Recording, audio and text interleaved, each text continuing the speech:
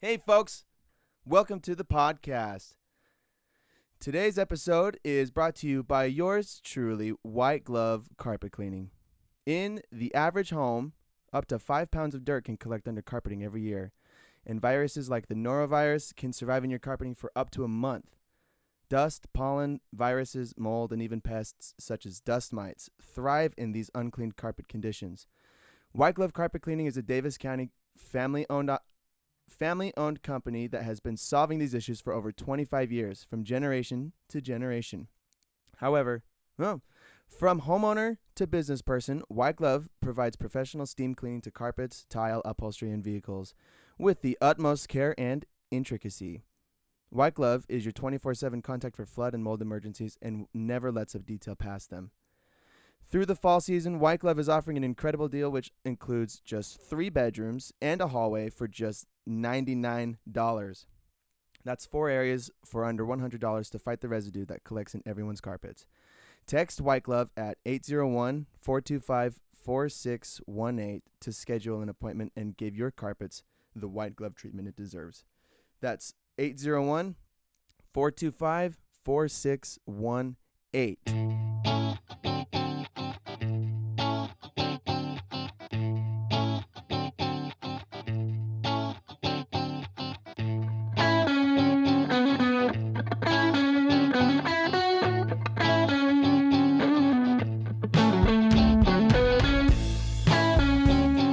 Have you even listened to this yet? Yeah. I'm gonna play the song, and then I'd say, all right. This is episode 3, and today I have my brother Cooper Kelly in my little bedroom with me. Hello, what's up? Hey, what's up, dude? It's so weird still. He It's just- gonna take a minute. He just spilled up. What did you have for lunch? Buffalo mac and cheese.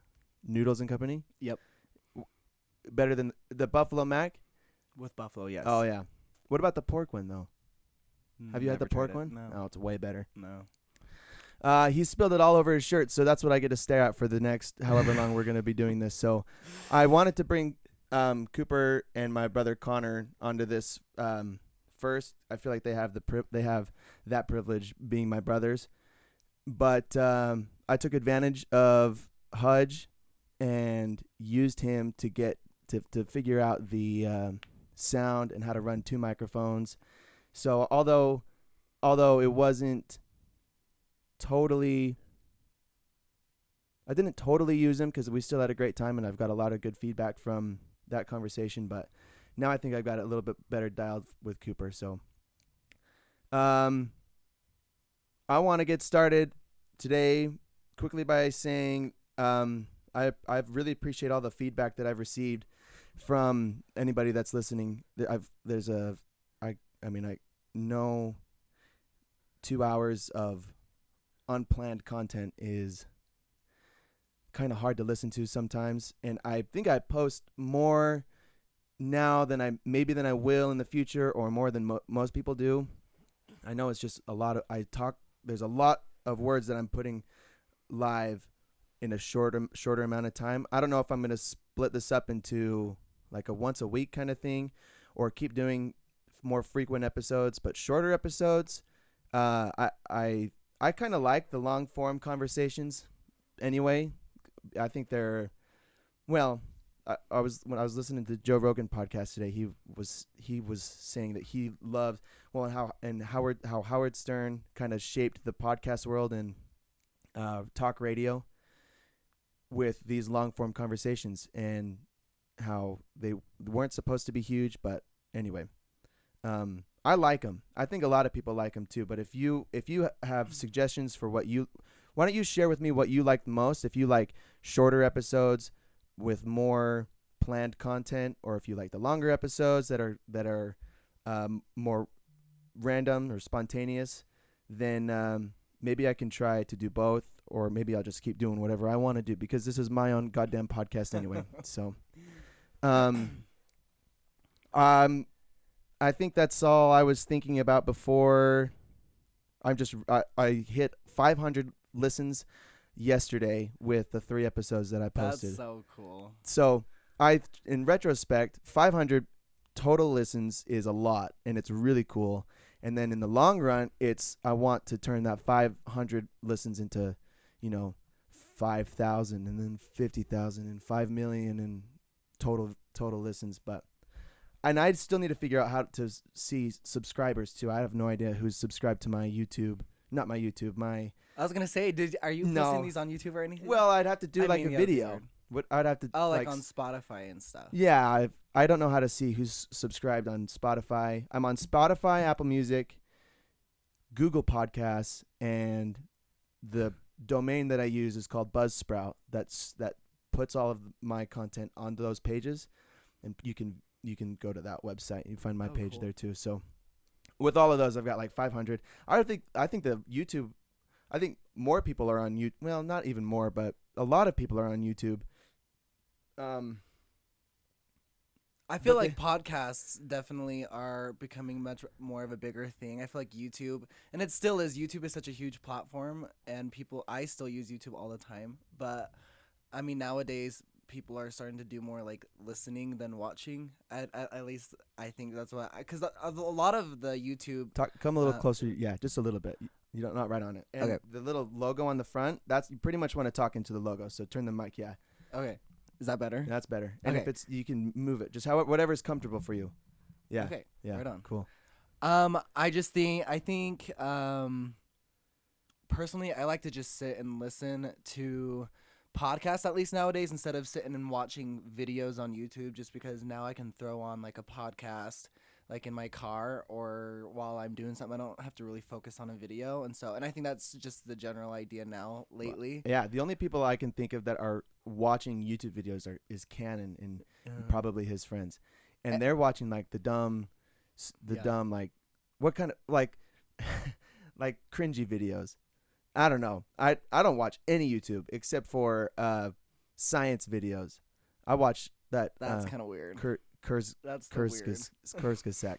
No, it's not weird. It's educational and it's awesome. There's just a lot. What I'm saying is there's a lot of stuff on YouTube. I don't know if people are on it to watch podcasts because like Joe Rogan has his videoed and put on YouTube, and Chris D'Elia does, and the Fighter and the Kid does. Oh, like they record the actual. They record the interview. Yeah. Mm-hmm. And then they have it on all of the podcast places, but then they also have it on like the video on YouTube.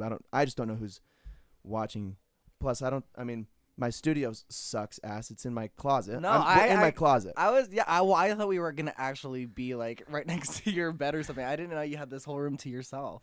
This is cool. Yeah. So we use that one. Yeah, and then this whole room is a closet. But I moved everything around so we can put this table down. Because last time the first one I did, I have a tall dresser in that bedroom that I had out here first. And I just put my laptop and the microphone on top of the dresser. Mm-hmm. And for the 12 minutes that I did that one, I just stood there. So this is way better. It's way more comfy. So, okay, want to jump into the meat.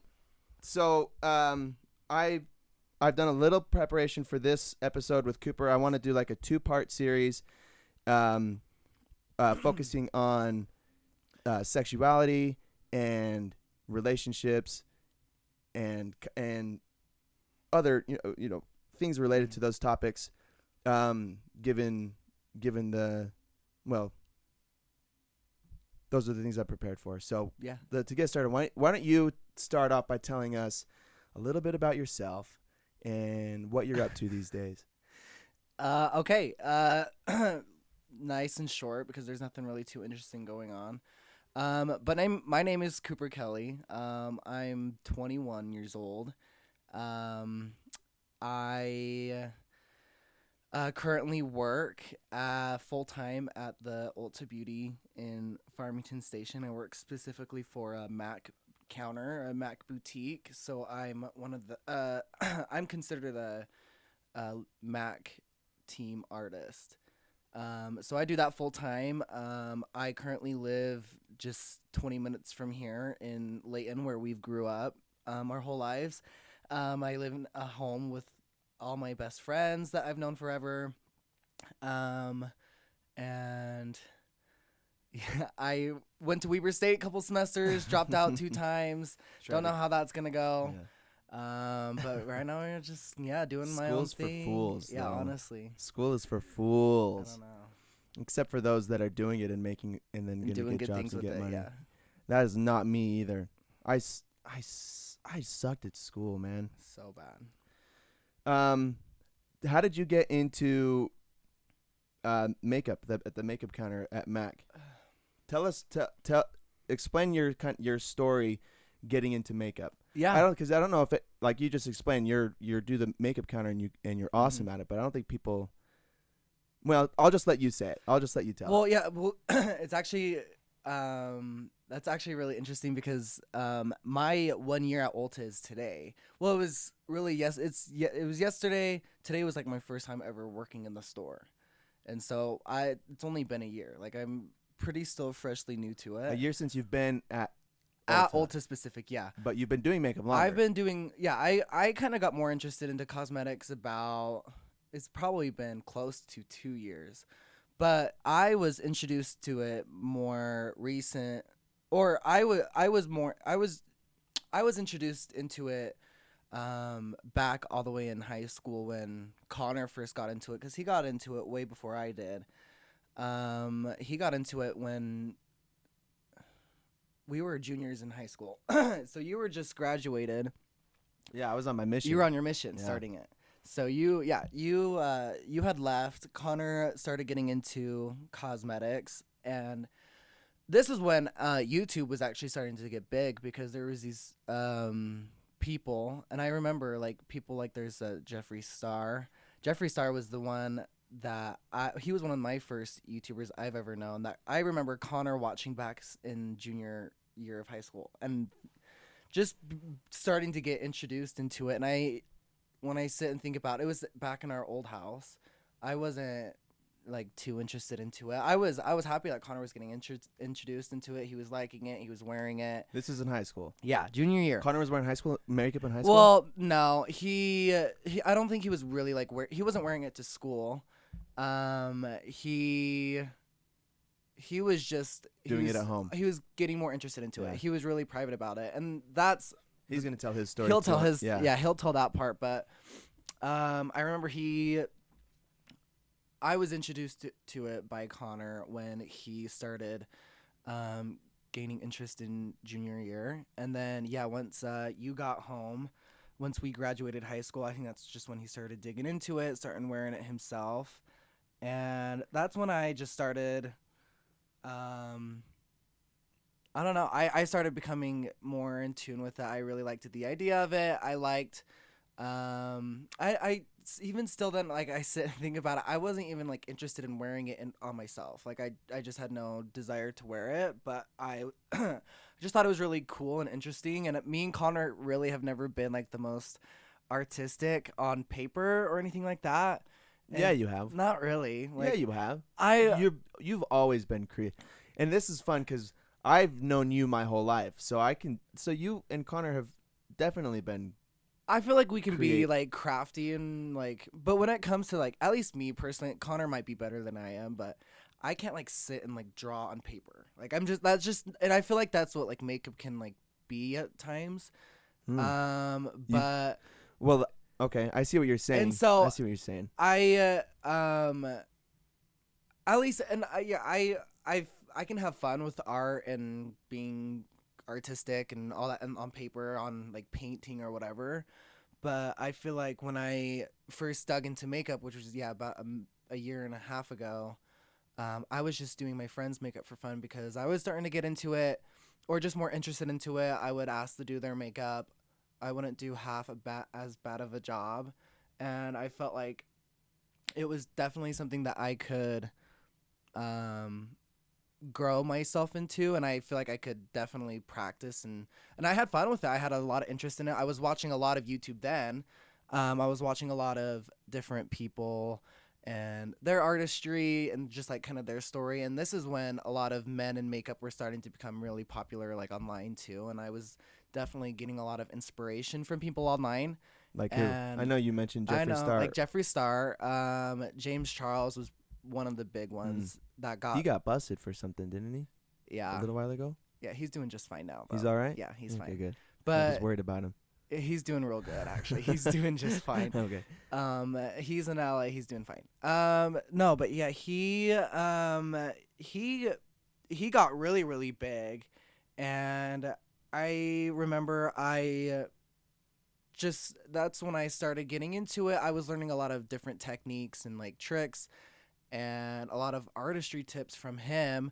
I was incorporating it into my own like Style. style, Yeah. and then Your creativity. it just made me want to start doing it on myself. I would just do it, not really secretly, but I would just do it like right before I would get in the shower, at night when everyone's in bed, just so I could practice. Because This is after high school. this was when I started doing carpet cleaning, because I remember when I was just done working at FedEx. I just moved out of the apartments with Connor in Farmington. I was living with Dad. I wasn't paying rent. I was getting a lot of money from carpets. Nice. And so I remember I just spent a lot of money on really expensive makeup that I knew was good because of a lot of things I watched online. And I mean, I didn't know if they were going to be good on me, but they were just highly rated products, very expensive. I spent a ton of money on makeup, and I remember I just sat and practiced and would come home after carpet cleaning. But you weren't and wearing it out. You were doing it at home. So I remember I can even pull up the picture. I remember the first time I ever wore it on myself, and I did like a half decent job. Because, well, let me backtrack just a little bit, because I think the first time I ever like put it on myself because I wanted to, because I've had like my friends do my makeup because they wanted to. They just wanted to see what it looked like. And even when they would put makeup on me, I was just like, yeah, fun. Like, let me go wash it off. Like, I didn't love it like I do now. But I remember the first time I genuinely wanted to try it on myself and see how I could do it was back when I was living in Farmington in the apartments. I would work graveyards. This is like 2 years ago. No, this is like 2.5 years ago. It was quite a while ago. Yeah, it was when you were up in Logan. Yeah, before I went to Chicago. Yep, I was in Farmington, and I was working at FedEx then too, and I was making pretty good money there too. I was working graveyards, and so I would have the whole day to myself while Connor worked his 9 to 5. And I remember that was when Connor was wearing like a lot of makeup. Well, He was wearing makeup. Yeah, he was wearing makeup. Like, he was Yeah. wearing it out loud and proud. And I remember he had this big makeup collection, and so I remember when he would go to work, I'd get home from graveyards, and because he had really nice makeup, and I remember I put it on and I would play with it, and I was horrible at it, like, because it was just like, it was my first time really ever digging into it, and I was trying to figure out how products worked, and because I had no idea. I could only see from how Connor did it, and from watching online. And I remember I would just hurry and wash it off, and I would do that for quite a while, but then I started to feel bad because I was using up a lot of his really expensive makeup. So I didn't really do it then anymore. But I remember I remember, this is like, I don't really ever sit and think about it. I remember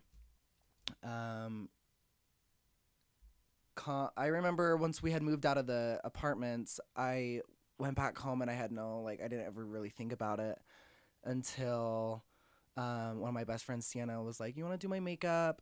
And I'm like, yeah. I'd always like do her makeup for fun and stuff, but the more I did her makeup, the more I felt like I was getting better at it. And so I remember we were at Dad's house, and we were getting ready together, and I decided to use her makeup and put it on myself, and then we went out. That was the first time I ever did, and we went to like In-N-Out Burger. You remember when that was?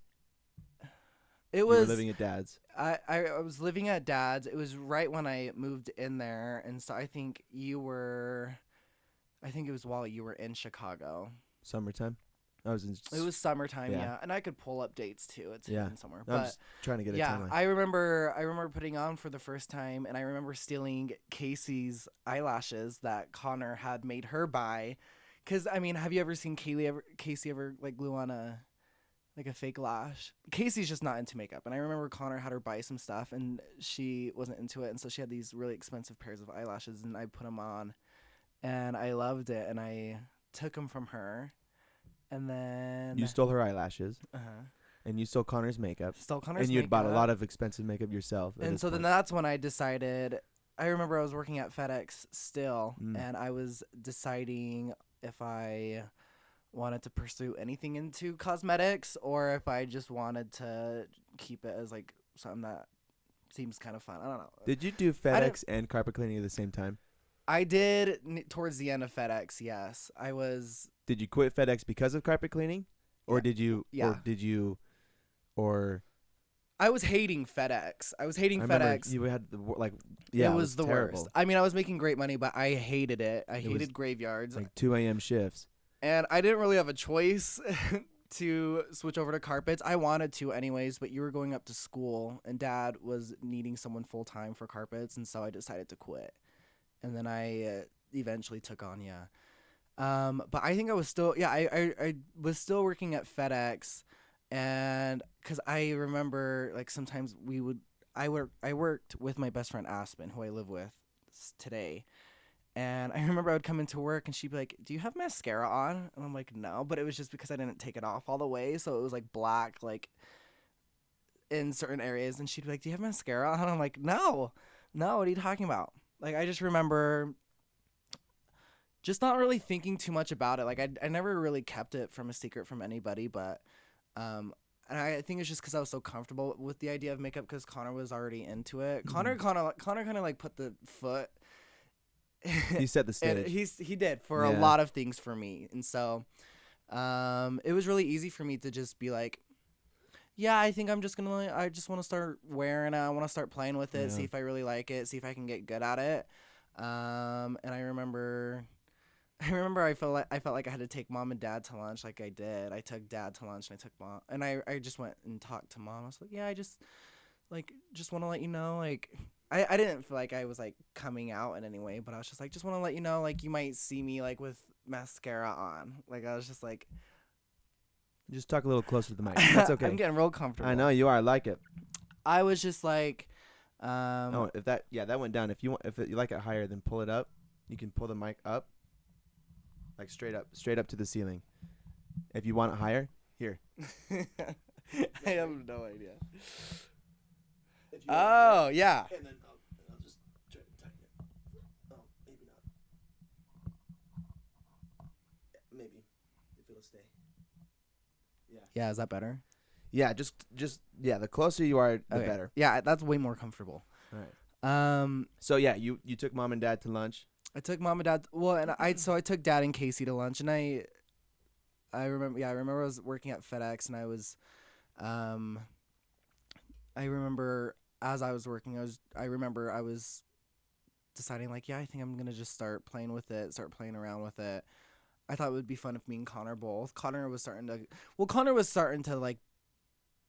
He was like getting rid of his makeup. He wasn't really seeming too interested in it anymore, and I think that really made me want to start doing it more, just because Connor was just starting to lose. Well, and He wasn't as into it. which I think is totally fine, and I want to kind of clarify that. I don't want to feel like because makeup is makeup, like it's really nothing too special. It washes off. Yeah, so it doesn't matter. Like I don't know. So why did It's you kind of feel on like you had topic. to explain, like, to tell Mom and Dad? Why did you feel like you had to explain yourself? Or did you just? I don't feel like I owed anybody. I mean, I made an Instagram post just so people could like I did it for my own self, not because I felt like I had to. I feel like Mom and Dad, I knew I was going to have their support, so I wanted to just be like, "Hey, heads up." It was more of just like a heads up instead of like a Not a shock. "Do you It wasn't a support me?" shocker. Yeah, it wasn't okay. really like cuz Mom Yeah. and Dad have always been and they were straight away. Yeah. Like I knew Dad and Casey for sure. Mom might have been a little like taken back, but she was always like she was so into it. And Mom still is. Like Mom is so awesome, Dad's so awesome. But I feel like the love for makeup really came to be once I started working in it. When I first got employed with Ulta, which was a year ago today, because as I started working for Ulta, well, I kind of want to talk about how I got into Ulta too, because I was doing carpet cleaning, and I was starting to hate carpet cleaning. It's just that's just usually what happens. I'm just the type of It's person hard. and I'm just the type of person that just I like change, and I was starting to like makeup, and carpet cleaning is the most manly, straight, It's brute like work. it's very Swimming blue in collared. Yeah, you're swimming in water. poop water. Yeah, it's disgusting. And you're It's coming home smelling like feces yeah. and cat piss. Yeah, Sarah loves it. God, it's disgusting. And I Well, was it doesn't. making good money, Yeah. and so that's the thing is I same with FedEx. I was making good money, but I wanted to actually start doing something that I desired, and I felt like working in what I have a desire for would be beneficial, and it has. Like, it's been awesome. Like something you actually enjoy. Yeah. And so I Yeah. remember, and Dad was all in with the idea of me doing both, and it was really hard. I did both for a while. I would work all morning cleaning carpets, and then I would go to Ulta right after. So I would work. I would get up extra early the days I had to I work. remember this was right. This was like right before I came back Uh-huh. from Logan. Yeah, it was right before you Yeah. decided to come back down. Yeah, you're doing double time. And I remember Dad was like, "Okay, you're gonna have to start working like extra early now." I'm like, "Okay," and I was going to school too, and so I remember I would get up, do carpets for 6 hours, and then come home and shower, glam, and then go to Ulta till 10 p.m. and then repeat the whole week. Yeah, that's an ass kicker. But I it was remember when that fun. was It happening. was so fun, and I actually really enjoyed it. But yeah, when So you got into Ulta, not last. No, it was like a year and a half. No, you said you got the job a year ago. So you worked with Ulta. Whoa, if you worked a year ago with Ulta, Mm-hmm. you were cleaning carpets a year ago. Yep. So you did that and then I came home from Logan I came home in December. I wasn't So it was doing only- both for. Oh. I wasn't doing it for. I was that thinking long. I came home after spring semester in like May, but no, I No. came home in fall semester Uh-huh. in December. I started last December. So you had like a month where you're doing both. Yeah, it was something around there, and Cool. I could double check and see, but I was doing both for a while, and I was starting to hate it. I mean, it was becoming That's draining, exhausting, yeah. and I remember. Well, especially the doing some cleaning, doing all of the cement work with the carpet work, Oh my gosh. and then and then coming home and then spending, because it takes a couple hours. I remember you getting super glammed would take like a couple hours. Not a couple. I An mean, hour? it would probably take, and I like if I want to sit down and really perfect my makeup, I will spend like an hour and a half. And that's out of pure enjoyment. Like I can bust out makeup in probably like 30 minutes and run out the door. Jeez. But I like to and when I was starting out with Ulta and figuring everything out, I like to really sit down and really try to perfect it and use products how they are meant to be, and just really try to focus on looking beautiful and having fun at it. Mm.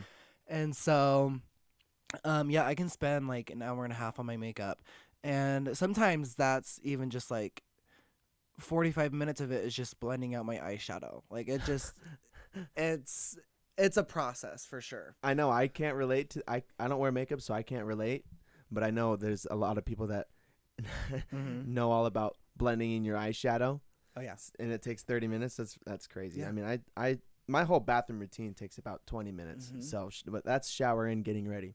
So, and that's still too long to me.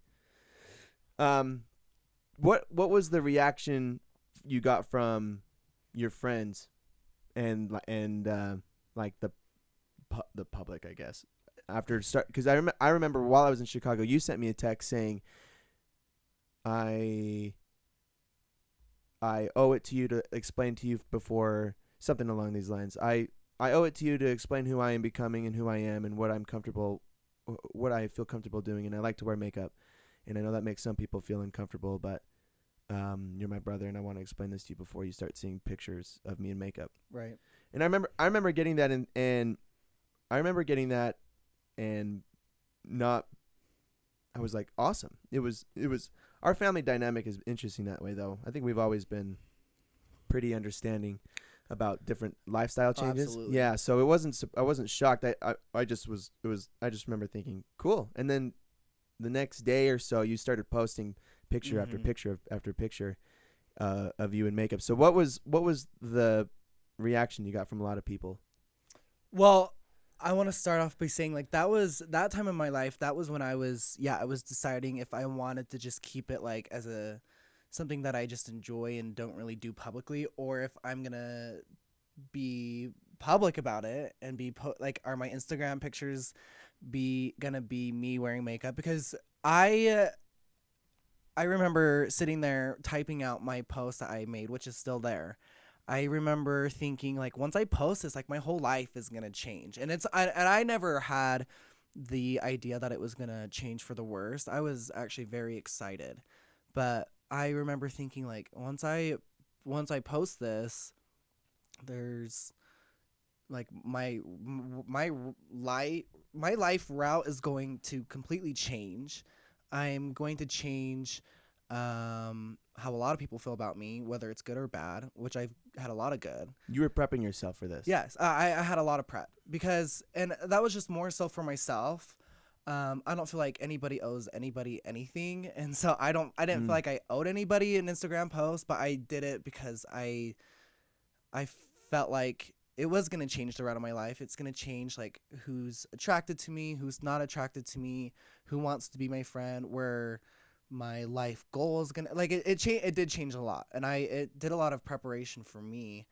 And I just felt like me personally, I feel like the people that were close to me deserved like a little heads up before they saw an Instagram picture of me with eyelashes on. Like it was just it's a change, and it's a normal change, and it's nothing permanent. It's nothing scary, and I had Well, yeah, like you said, it's yeah. hardly really a thing. It's But makeup, and and it's so hard. It's actually kind of hard for me to explain like why it's actually like makeup is just another form of art, and whether you wear it or you just do other people's makeup, like I got it. I got into makeup.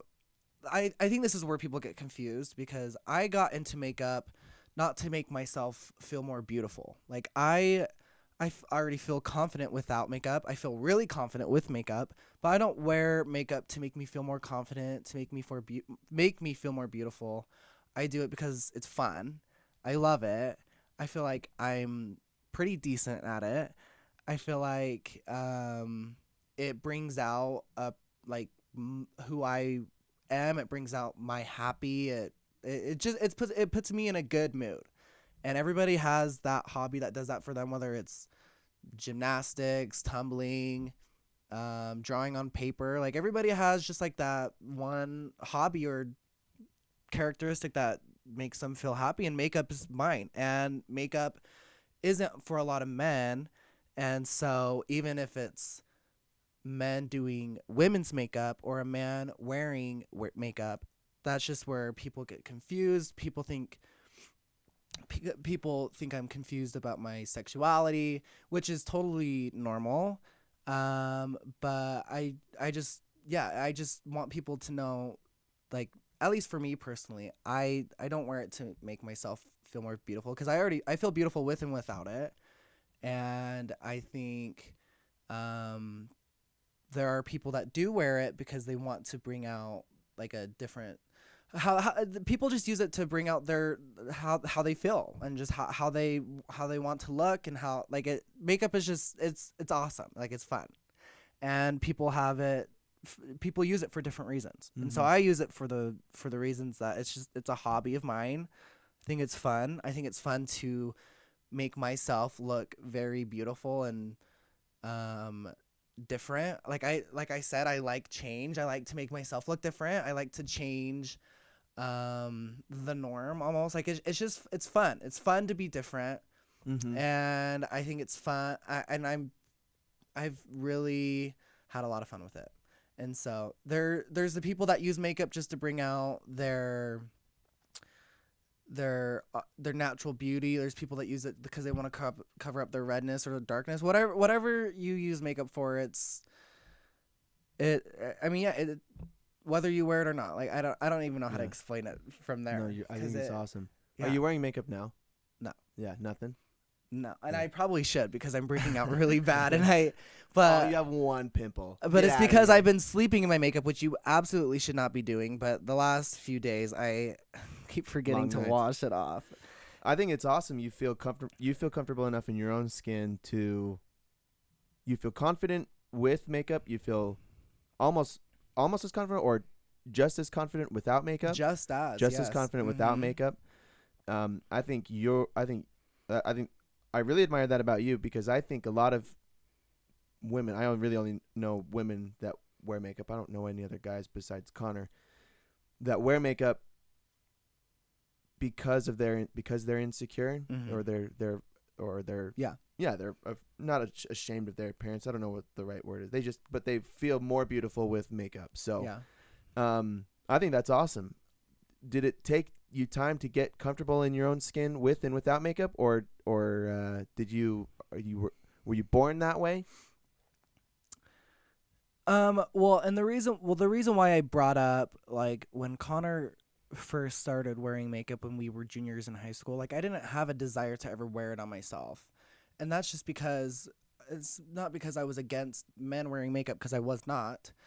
I didn't feel like I hadn't found that passion yet. I was in a different stage of my life, and so So you're saying makeup is more just, it's really more just a hobby than it is anything to do with your appearance. well, and that, at least for me, Yeah. that's what Okay. I got myself in. That's why I got myself into makeup. There are people that, and I work in it all day. I have people that come into Ulta, they come into the MAC counter, and they say, there are people that are quick in and out. They're like, I don't care what it is, just hurry and put it in my bag. I need to run out. Like, I don't care what concealer. Like, they're like, I just need something to cover up my dark eyes. Hurry, let's go. I need to go. And then there's the people that come in and spend hours in there because they love it. They love touching the makeup. They love trying it on. They want to really make sure they are getting what makes them look and feel beautiful. Yeah. And This is a world all untapped for me. I have no Yeah. idea what that experience is like. But Yeah. I can see people that don't really care. They need it just because they're just hurry in and out, they're which hurrying is in and great. out. Like, Yeah, and then it's there's totally people that- fine. people that love it, like you have a passion for it, and other people love Absolutely. the texture. They love just makeup love- smell. Oh, absolutely. There's certain Yes. sense, so you go in to smell it, touch it, look at it, feel it. You need to come into Ulta and spend, instead of just dropping your keys off. I'll get my makeup done one of these. Yeah, let me do your You makeup. should do my makeup one of these days. Yeah. And show me all, and let me smell all. You're gonna have to shave your beard first. Well, it's No Shave November, and I can't. Okay, well, then and I we're got gonna go- started like 2 weeks into October, so I've got quite the mane going on right now. you do, and I cannot do anything like that. I know none of the other Kellys can grow any No, facial hair. I can get like You a get whiskers. goatee. I get the whiskers on the cheeks, and then I get like a, I was gonna say a Mexi stash, but I don't know if that's racist. Like, I get like a really thin, wiry mustache with just a line going down my lip. Yeah, you get the T. Yeah. You get the hair. Is that a the hair goatee? T. Or is I it think the goatee when it goatee goes- circles? Yeah, it goes around the Yeah, cheeks. I don't even get the down the circle. Yeah. Well, mine's not very full around down the lips, down the sides of the cheek. Is that just weird though, having hair? Like, just, oh my. Well, when it gets right now, it's at the point where it's like it gets in my mouth now. So I like your food's. I'm getting like stuck doing in jobs it? and I'm playing with Oh, that's like gross, it's very Kaiden. gross. I know. It's well, I normally like to keep it shorter. Poor Sarah, cut it for No, Sarah. she loves it. No, she doesn't. I know she does. Because it's yeah, it's kind of gross. And I don't, No, it actually doesn't look gross. I There's don't people grow that any have hair gross. underneath the chin still. You see that? Oh, still- why? I don't know. I have the bald spot, and some of my other friends have bald spots right under their chin. And I have a calic. Is it a calic Yeah. or calic? Well, we Kellys have cowlicks Yeah, everywhere. yeah, on I our got one in heads. my beard. Can you see it? Yeah, I see it Yeah. swirling up right Sorta. there. So when I'm shaving, it's really tough to. Mhm. Yeah, that's about the extent of of my anything that I do to my face. I trim my beard, and that's it. Fun. I don't know how we geared off into beards, but No, I don't mind. I like yeah. So it's No Shave November, and oh yeah, so I'll do your makeup in December. We'll just say that once you can shave that off, because I'm not doing your makeup with hair on. well, I probably won't last all of November anyway. It really Oh, is. perfect. It gets it. So yeah, so it gets so long it starts to creep into my mouth. Yeah, Food gets in it. that's Like gross. I'll I'll start eating my beard and I'll be like, oh yeah, that tastes like the Cheerios I had this morning. Yeah, it's that's gross. disgusting. Yeah, but that's my life. Okay, all right. So makeup is an awesome hobby for you now, and tell us what you did a couple weeks ago. What you went on a special trip somewhere because of it wasn't because of your makeup actually, was it? No. Oh, are you talking The about LA Los thing? Angeles? Yeah. Yeah. What happened in LA? Yeah. Well, okay. So, what happened? And Was you don't have to get into it. yeah. if you Well, can go- semi-long story short. Yeah. So I live in a house with. Well, I did previously. One of Claudia, who's one of my best friends. It was when we first moved in. We moved in May. When we first moved in, it was me, Claudia, Aspen, and Kylie. They're three of my best friends, and we got a house in Layton. And so it was just us four roommates in there. And so we call each other the roommates. And we have this house, and sometime in the summertime, Claudia was going on vacation, and she had parked her car. I park in the garage, and in the summertime I parked my car in there only for some reason. I don't know why. But while she was on vacation, she wanted to park her car in the garage with me because it's a 2-car garage. And so she parked in there with me, and she gave me her keys to watch over her car as she was gone. And she said to use for emergencies if needed. And I said, perfect. And so her car was in the garage with me, and she left on vacation. And I was getting up the next day, getting ready for work, and I was running super late, and I had realized that one of our friends who were there, who had stayed the night, she had parked her car in the driveway behind me, and so I was not able to get out, and so I used Claudia's car when she was gone, and I took it to work, and I proceeded to use it a couple times because my air conditioner was out as well, and it was mid-July, so I was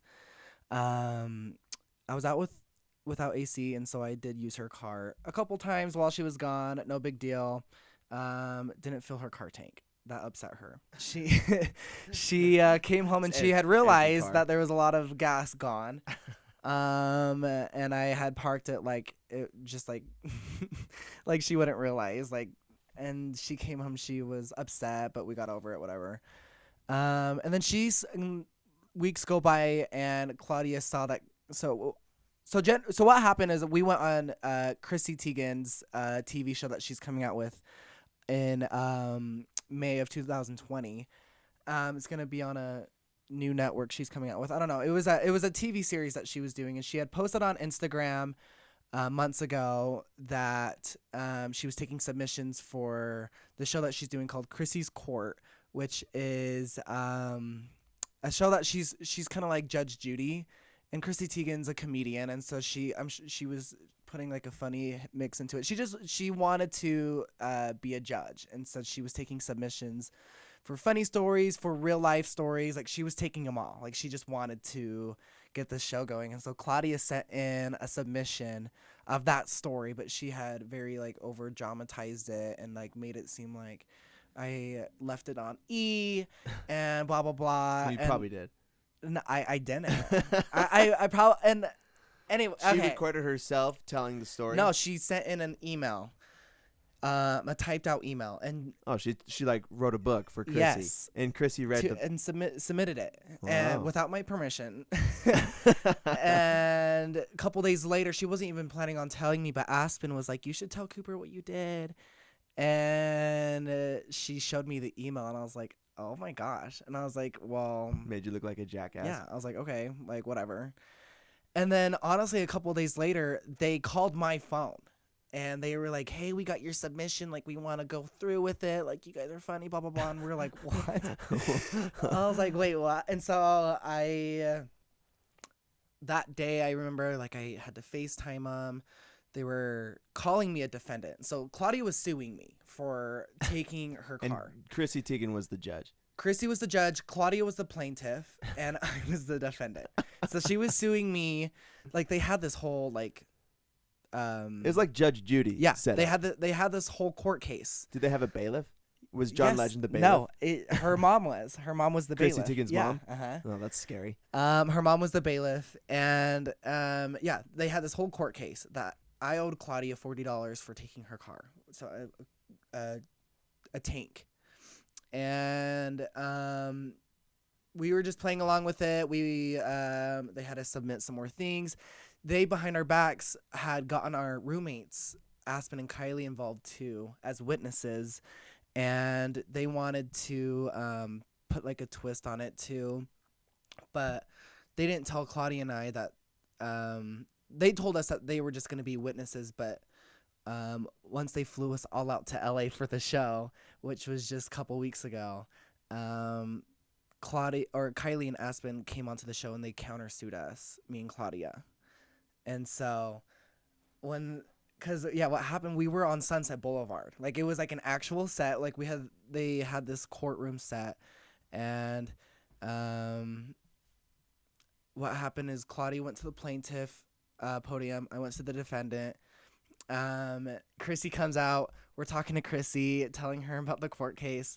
And then all of a sudden they make Claudia come over to the defendant podium with me. Kylie and Aspen come out to the plaintiff.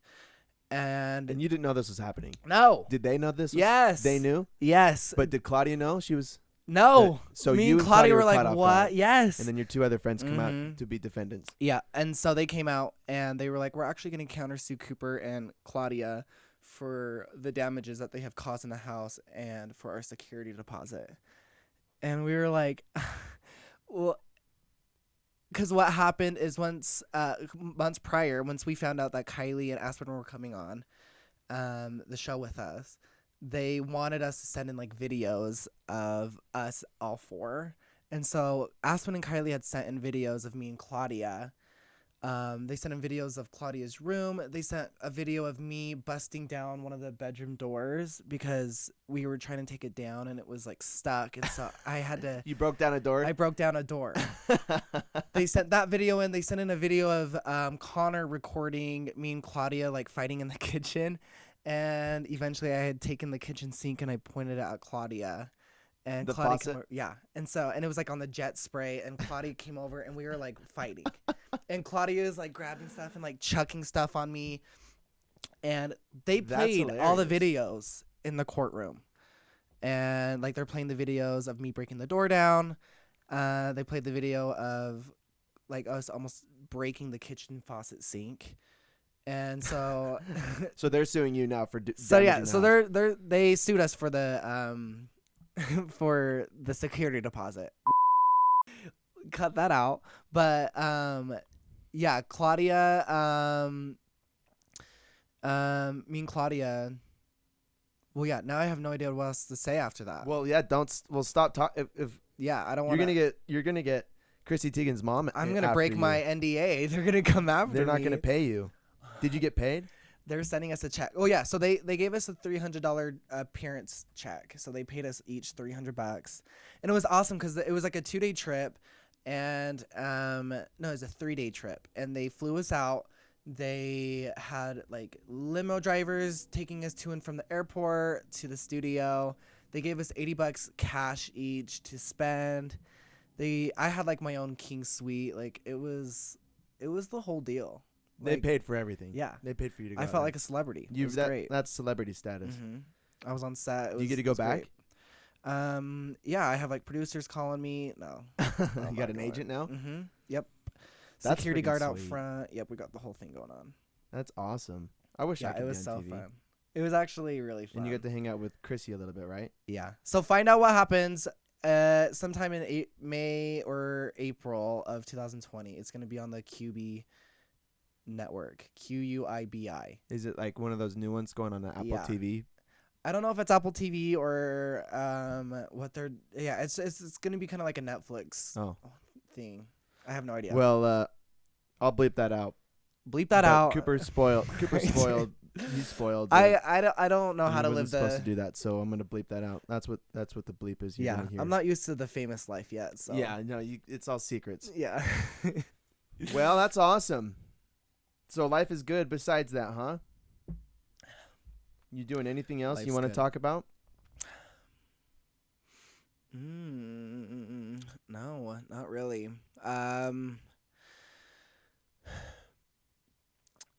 We can move right on if you. Yeah, let's move on. What do you got next? Well, so, um, part of what I was so excited about with this conversation was going more into depth in, we're answering questions about the LGBTQ plus Mm-hmm. community because of a lot of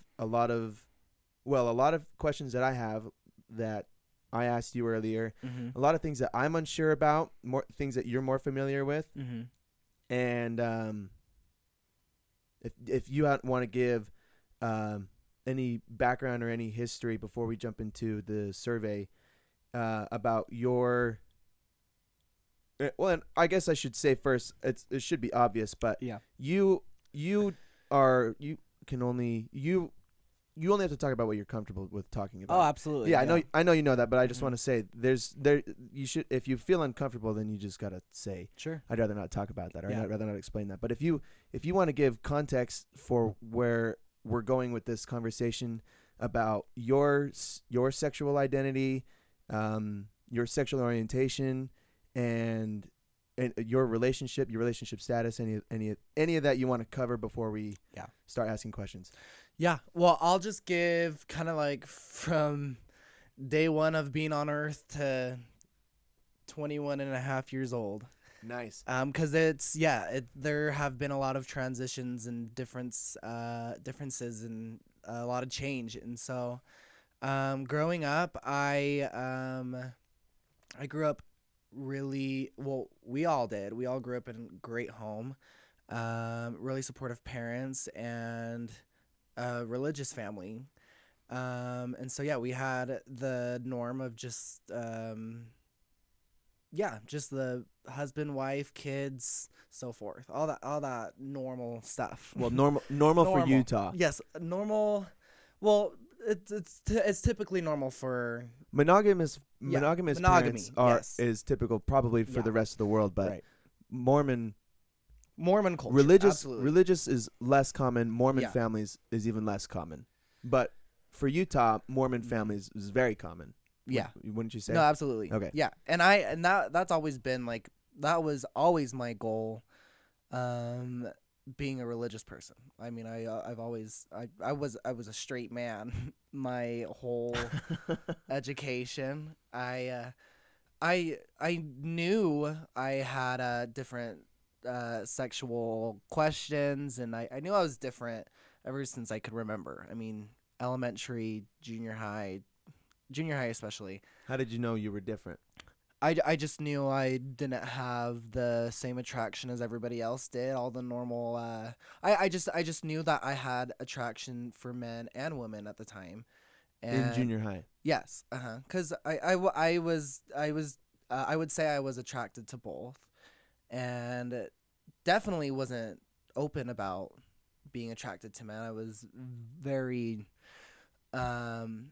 honestly, like in junior high, I didn't really show any attraction for anybody. I had fake dates. I mean, I dated people in junior high, but I mean, I wasn't really I didn't really show a lot of attraction for anybody. Like I didn't know. I guess I would say I was confused about my sexuality, and so I just wasn't open about it, and I didn't do anything about it. Were you confused because you felt like you were a boy and you were supposed to like girls because all of the other boys liked girls, and then all the girls liked boys, and you're like, well, I like girls, but I also feel more than just liking girls. Mm-hmm.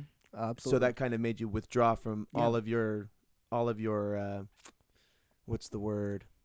Desires. Yep. You kind of held everything back. Okay. All right, keep going. And I didn't. And it's just a gentle reminder to talk into the microphone. Yes. Thank you. I didn't feel like lost either for some reason. And I think that's why I always will say, like, I was really lucky because I had a lot of hardships with it, but I didn't like struggle with my sexuality. I was happy with where I was at. I had a great family. I like even like in high school, I was definitely attracted to people.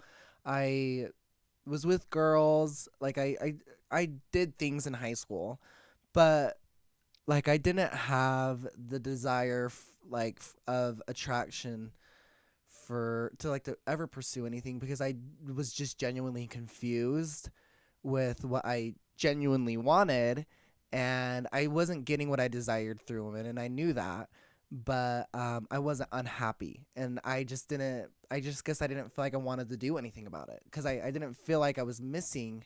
I guess I felt like I was missing something, but I didn't really care to know yet because I knew my sexuality ever since Connor especially came out too. Once Connor had came out junior year of high school, I was like, yep, like because Connor and I had never had a conversation about either of us ever having um different attraction for different sexes. So that's just because growing up, Well, you're Connor, young and yeah, we you were don't young. We know. didn't like go to each other like for that kind of stuff.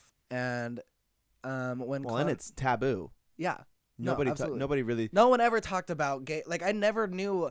I knew of probably like one or two gay people when I was in junior high, and I feel like that's changed dramatically over Yeah. the last 6 years I've been in junior high. Like I bet you, I feel like I see and like I hear a lot about like just more people being open about their sexuality, which I you didn't really see in junior high. Are you talking about just in Utah, or are you talking about the like everywhere? At least just here in Utah, and I'm sure it's.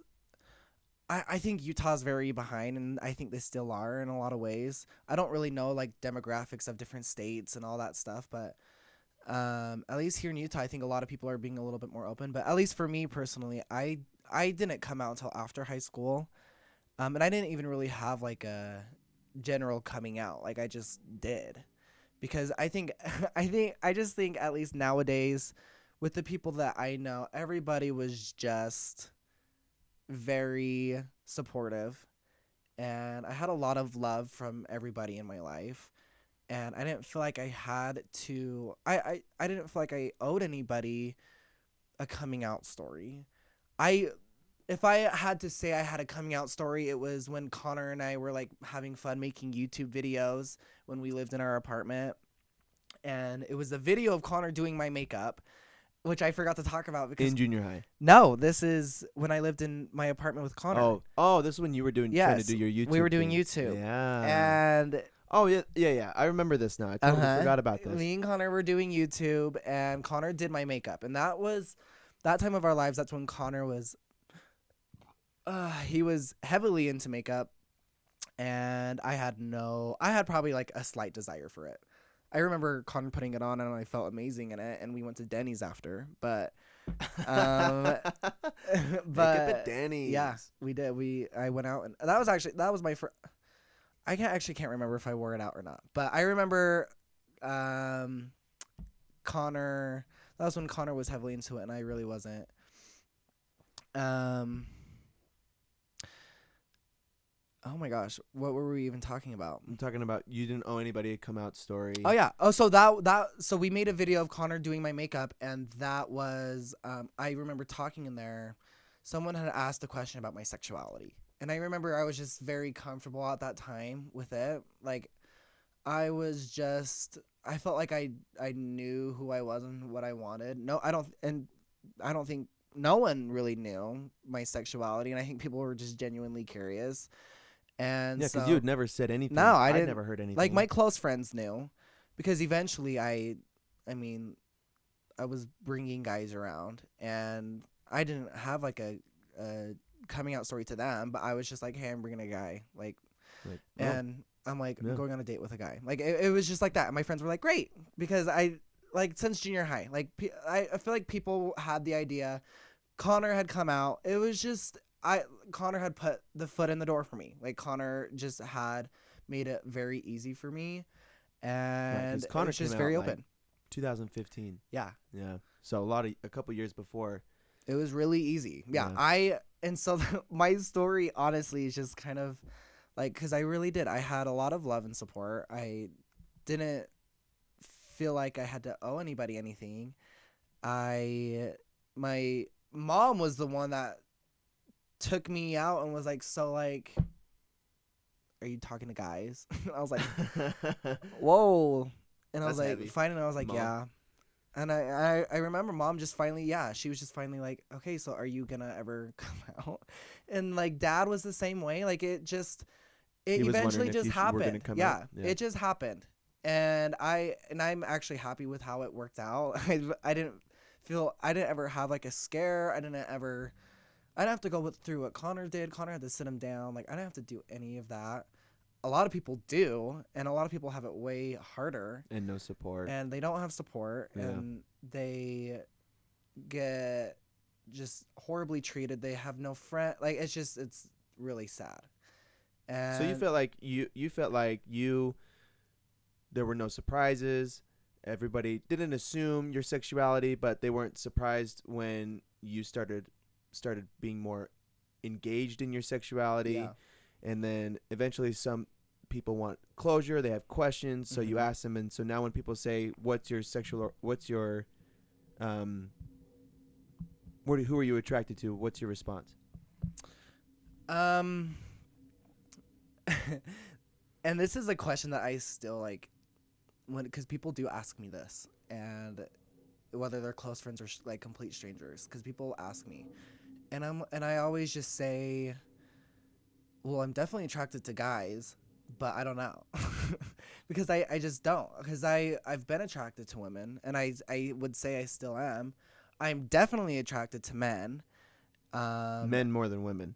I would say yes. Like, is it like I would you just find more men attractive, or you are yes. you find like you find men more attractive than women, or you find more men attracted than more attractive, like there's more men that are attractive than there are women that are attractive. Yeah, I wouldn't say it's 50-50. I would Yeah, say you're attracted more to men, yeah. but still to women a little bit. And there's a TED Talk that mom and I had just recently watched, and I watched when I was in college, and I would encourage whoever's listening to watch it because it's awesome. It's a TED Talk called 50 Shades of Gay, and even if you can like link it, because it's awesome, and it really explains a lot of what I go through and what just a lot of people that are not only confused about their sexuality, but just like don't know how to answer, because it just, at least for me, it just comes down to, what are the basic day-to-day norms. Like people think that because I wear makeup, they think I want to be like a woman. And an identity is definitely different. People think I have an identity crisis, Yeah. and like I want to be a woman. And do you? That's do you have an not identity the case. crisis? No, absolutely not. I am a boy, and when people ask what I am, if I'm a he or she, I'm like, you can call me a she. Like I actually like if I'm all dolled up and I'm looking like a queen, You're queen, then you can bitch. call me a she. And if you want to call me a she while I look like I clean carpets, I don't care. Like call me a she. Like I don't like I call everything a her. Like it's just, I think but like when it comes down to my identity, I would say I identify myself as a man, because like I've said, I don't use makeup to make myself a woman or to make myself look pretty or to help my confidence. It's just a hobby of mine, and I love it. I have a lot of fun with it. Awesome. I like to wear it on myself, and I love to help other people that don't have. Oh my gosh, once I swallowed it just sounded more clear. Crystal clear. Yeah. Do Oh you my need a gosh. drink? Are you out?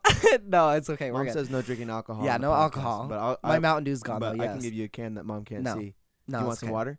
No, that's okay. All right. I'll go snag one if I need to. But Here. I'll just put okay, awesome. Yeah. I love my job right now because it's opened up my eye into why I think I love makeup so much, because I love when people come in, they're genuinely confused about makeup. Like, I love to be able to help someone like enhance their features. I love to make someone make themselves feel prettier. I don't I think if you want to use makeup to make yourself look and feel prettier, then you should. You like I love to help people in that way. Mm-hmm. And so I think I that's why I think I love the artistry of makeup so much, but I don't no, yeah, I don't use it to make myself feel like a woman, You because don't. I Yeah. don't feel like a woman. I feel like Men a, can wear makeup. Boys absolutely can wear makeup. yeah, and it there might be men that wear it because they want to, because maybe they are having the desire of being a woman, because people transition into women, and people use makeup before they do any sort of transitioning because it's a female dominant trait. And I mean, people there are people that, and men that do use makeup to eventually want to become a woman. And so I think that's where the confusion comes in. And so when people, because I have customers, like straight people coming into Ulta, and it's not often, but I will have people ask me, like, I had someone ask me if I sleep with men or women. I was like, While you're working at Ulta. yes. That's cool. Yeah, we'll talk all about my and my honestly, sex like, life. it shocked me, Jesus. but I was like, yeah, I'll answer it for you, because I just really think there are people that are genuinely confused,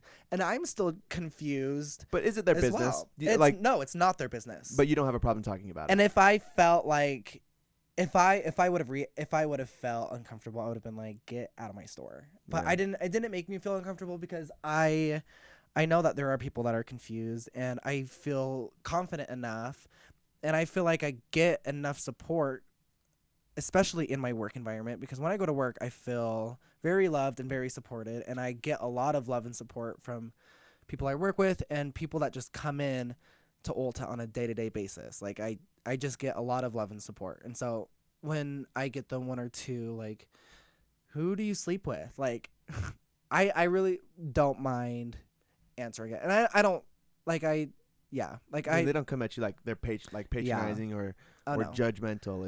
It's genuine curiosity most of the time. Right. Well, so do you ever get criticism, or do you ever feel like this person's asking because they're judgmental? Do you ever run into that?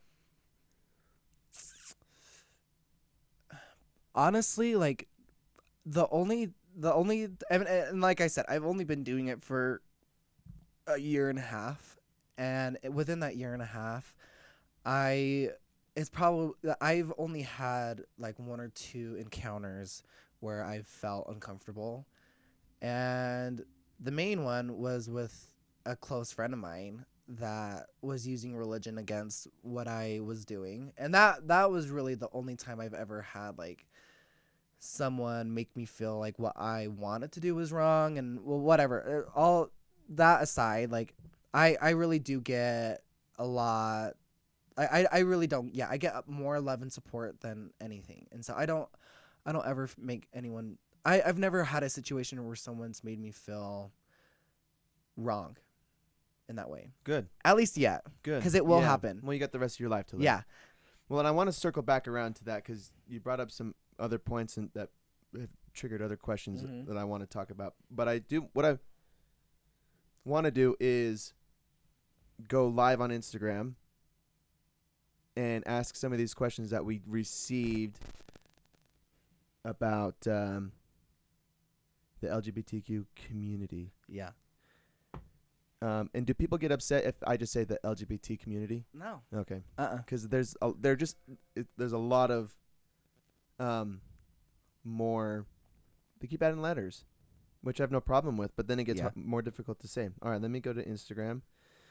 Okay, while you do that, did I even answer your question when you? Because I don't even think I even explained my Well, sexuality. you didn't give me a name for your sexuality. I personally don't think you have to. I don't think so either, and I I don't- think that's what I would say. I Yeah. don't think I would even label myself into anything. And I think if you have a label that makes you feel comfortable about your sexuality, then perfect. Like, if you feel like you're bisexual, then great, use that. But I don't know what. You can't identify with I don't. one. I don't know if I have a label. Okay. And if I ever find that out, then I will stick to it. But Well, I awesome. yeah, I don't have a label. There are well, interestingly enough, there's I've in the little research that I've done, I think there is a label for what you're trying to describe. Right. Yeah. And if there's a label for that, Yeah. then perfect. Well, so we can talk about it. So first, first I gotta go over to live, and I'm gonna wait a minute for a couple people to hop on. Yeah. So I put this form, I don't know what you'd call it, a Google Docs, and asked a couple questions, mostly because I wanted to see what most people were familiar with regarding the LGBT community, and then I found as many different sexualities, sexual orientations, sexual identities that I could find, listed them, and asked everybody to first identify the ones that they're most familiar with or could define, and then also to select ones where they knew somebody that identified with one or more of these identities, orientations, and so forth. Now, it looks like we're getting joined now by Alex Price. Connor's on here. Connor, we'll see you on Friday. Connor, our brother. Yeah, Connor, our brother. I'm going to send him a wave. Chase Moffat, Brendan Whitney. How fun. The Pink Bears. Oh, yeah, you like yeah. Yeah, so all of this equipment. Hey, Coop, say what's up. Oh, hi. You still got to talk in the microphone. Oh. Yeah, there you go. How's it going? All of this equipment is my mom's, including the headphones. Except for the microphones. This was Cooper's. I have an identical one, but it's starting to short out on me, so I don't have. I'm using Cooper's now. The laptop's my mom's. The table, the chairs. So big shout out to Big Mama Bear Brookie for all of the equipment. Okay. All right. I pulled up the survey that I posted a little while ago. And Cooper and I are going to talk a little bit about it for the time that we've got that I'm going to keep you on. And we'll go from there. So I'll just start at the top with so I asked, what aspects of the LGBTQ plus community are you least familiar with? And the first question was, how do you fit in with the community? I'd assume that could be coming from somebody who's struggling themselves or is already in it but feels isolated. How would you respond to that person? How do you fit in with the LGBTQ plus community? I'm asking you. Oh. So what would I classify myself as? No. How? So if someone asks you, how do you fit in with the LGBTQ plus community? How would you respond? How do you fit in? What would? I would say that I definitely have some differences out of the norm. I wouldn't have. I would say that I'm definitely attracted to the same sex, which would be the G in there. But there's a plus, and the reason why they have a plus, which was actually one of my questions. Someone was asking what the plus was, and the plus can just be whatever you feel like you fit in. Anybody, if you ever feel like you're just a little different, you're like, if you're looking at it as a scale, you don't feel like you're completely 100%, or you're just genuinely like in the gray zone. You can just say you're a plus. You have a little bit of a difference, and I feel like I probably just have some differences out of the basic norm, and so I would say the plus can be for whoever just feels like they're a little different. So that's what I would say. Do we have a guess? Today is not your day. What's up, Austin? We got our old roommate. I brought him back. I finally got him Feels back. good to be home. Yeah, I think fitting in with the LGBTQ plus community can be especially difficult for somebody that isn't sure about maybe isn't comfortable in their skin. They don't know how to express their emotions. They don't know how to understand or comprehend their emotions, their feelings, their attractions. They feel maybe persecuted, or they feel like they're not accepted. So I think fitting in has a lot to do with clarity in who you are as a person in your orientation, your um, identity, your sexuality.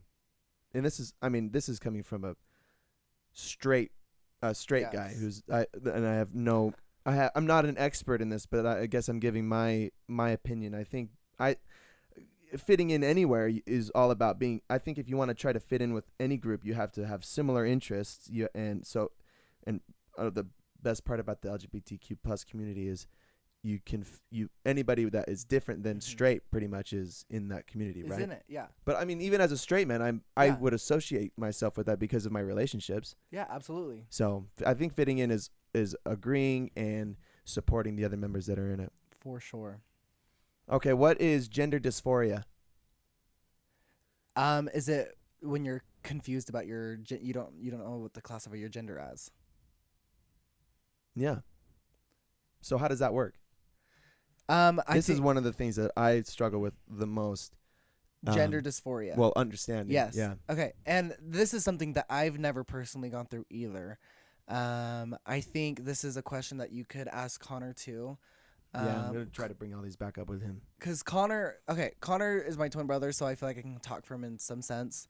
I think Connor did have some confusion too, and I think especially growing up in Utah and having such general normal beliefs and things like that, you can with somebody that's confused about their sexuality, it can be normal to be confused about your gender identity, especially if you're a man that wants to that likes girlier things and like something like makeup. I think it's easy for a man to be confused and think that they are either a man or a woman trapped in a man's body, or vice versa. If you are a woman and you feel like you're not fulfilling the roles of a woman, if that makes sense. And so I think it's definitely on the normal side to have some confusion about your gender. And so it doesn't happen frequently, and it's not something that's really talked about, because I think a lot of people keep Yeah. those type of topics to themselves. And I think but yeah, I think for somebody that's just figuring out their sexuality, it's definitely normal to be confused about your gender.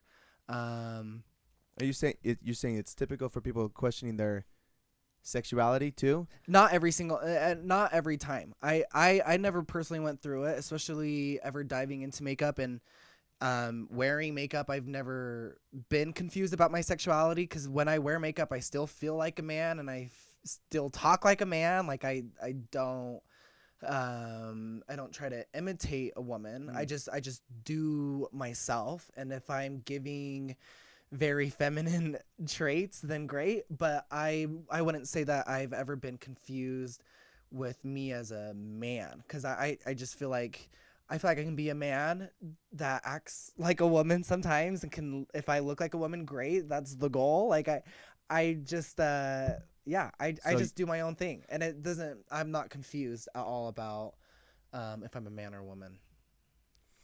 according to the NHS.UK, I have no idea what this is. They gave a definition though for gender dysphoria, and it says gender dysphoria is a condition where a person experiences discomfort or distress because there's a mismatch between their biological sex and gender identity.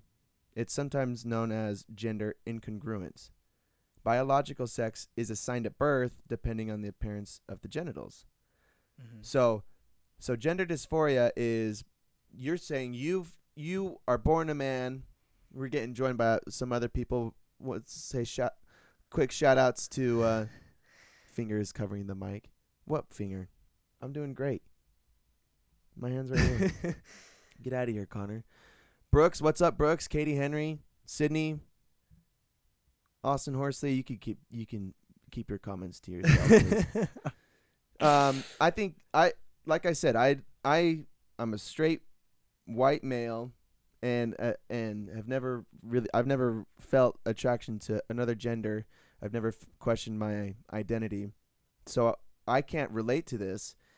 it sounds like you can relate to this as far as sexual attraction goes, but you are a man and you feel like a man, but you like feminine things.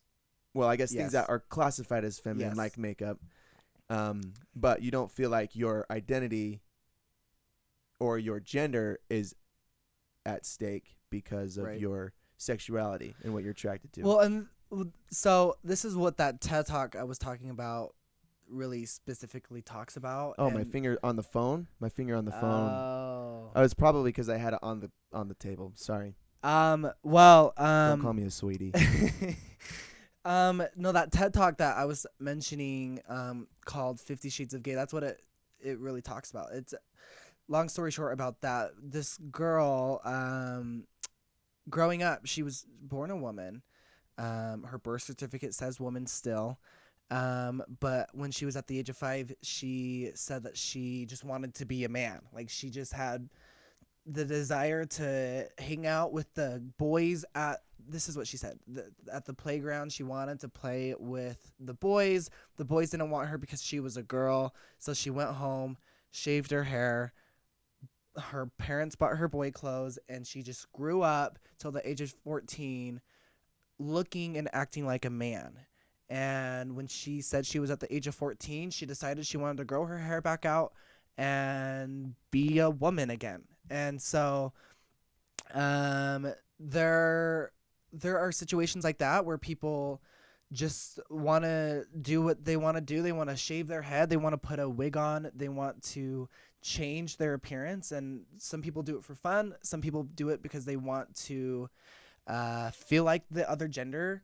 When I put a wig on, I don't do it because I feel like I want to be a woman. I do it because, yeah, I might look like a woman, but it looks and feels good to me. But I don't have confusion with my identity. But there are people that are not comfortable with their genitalia.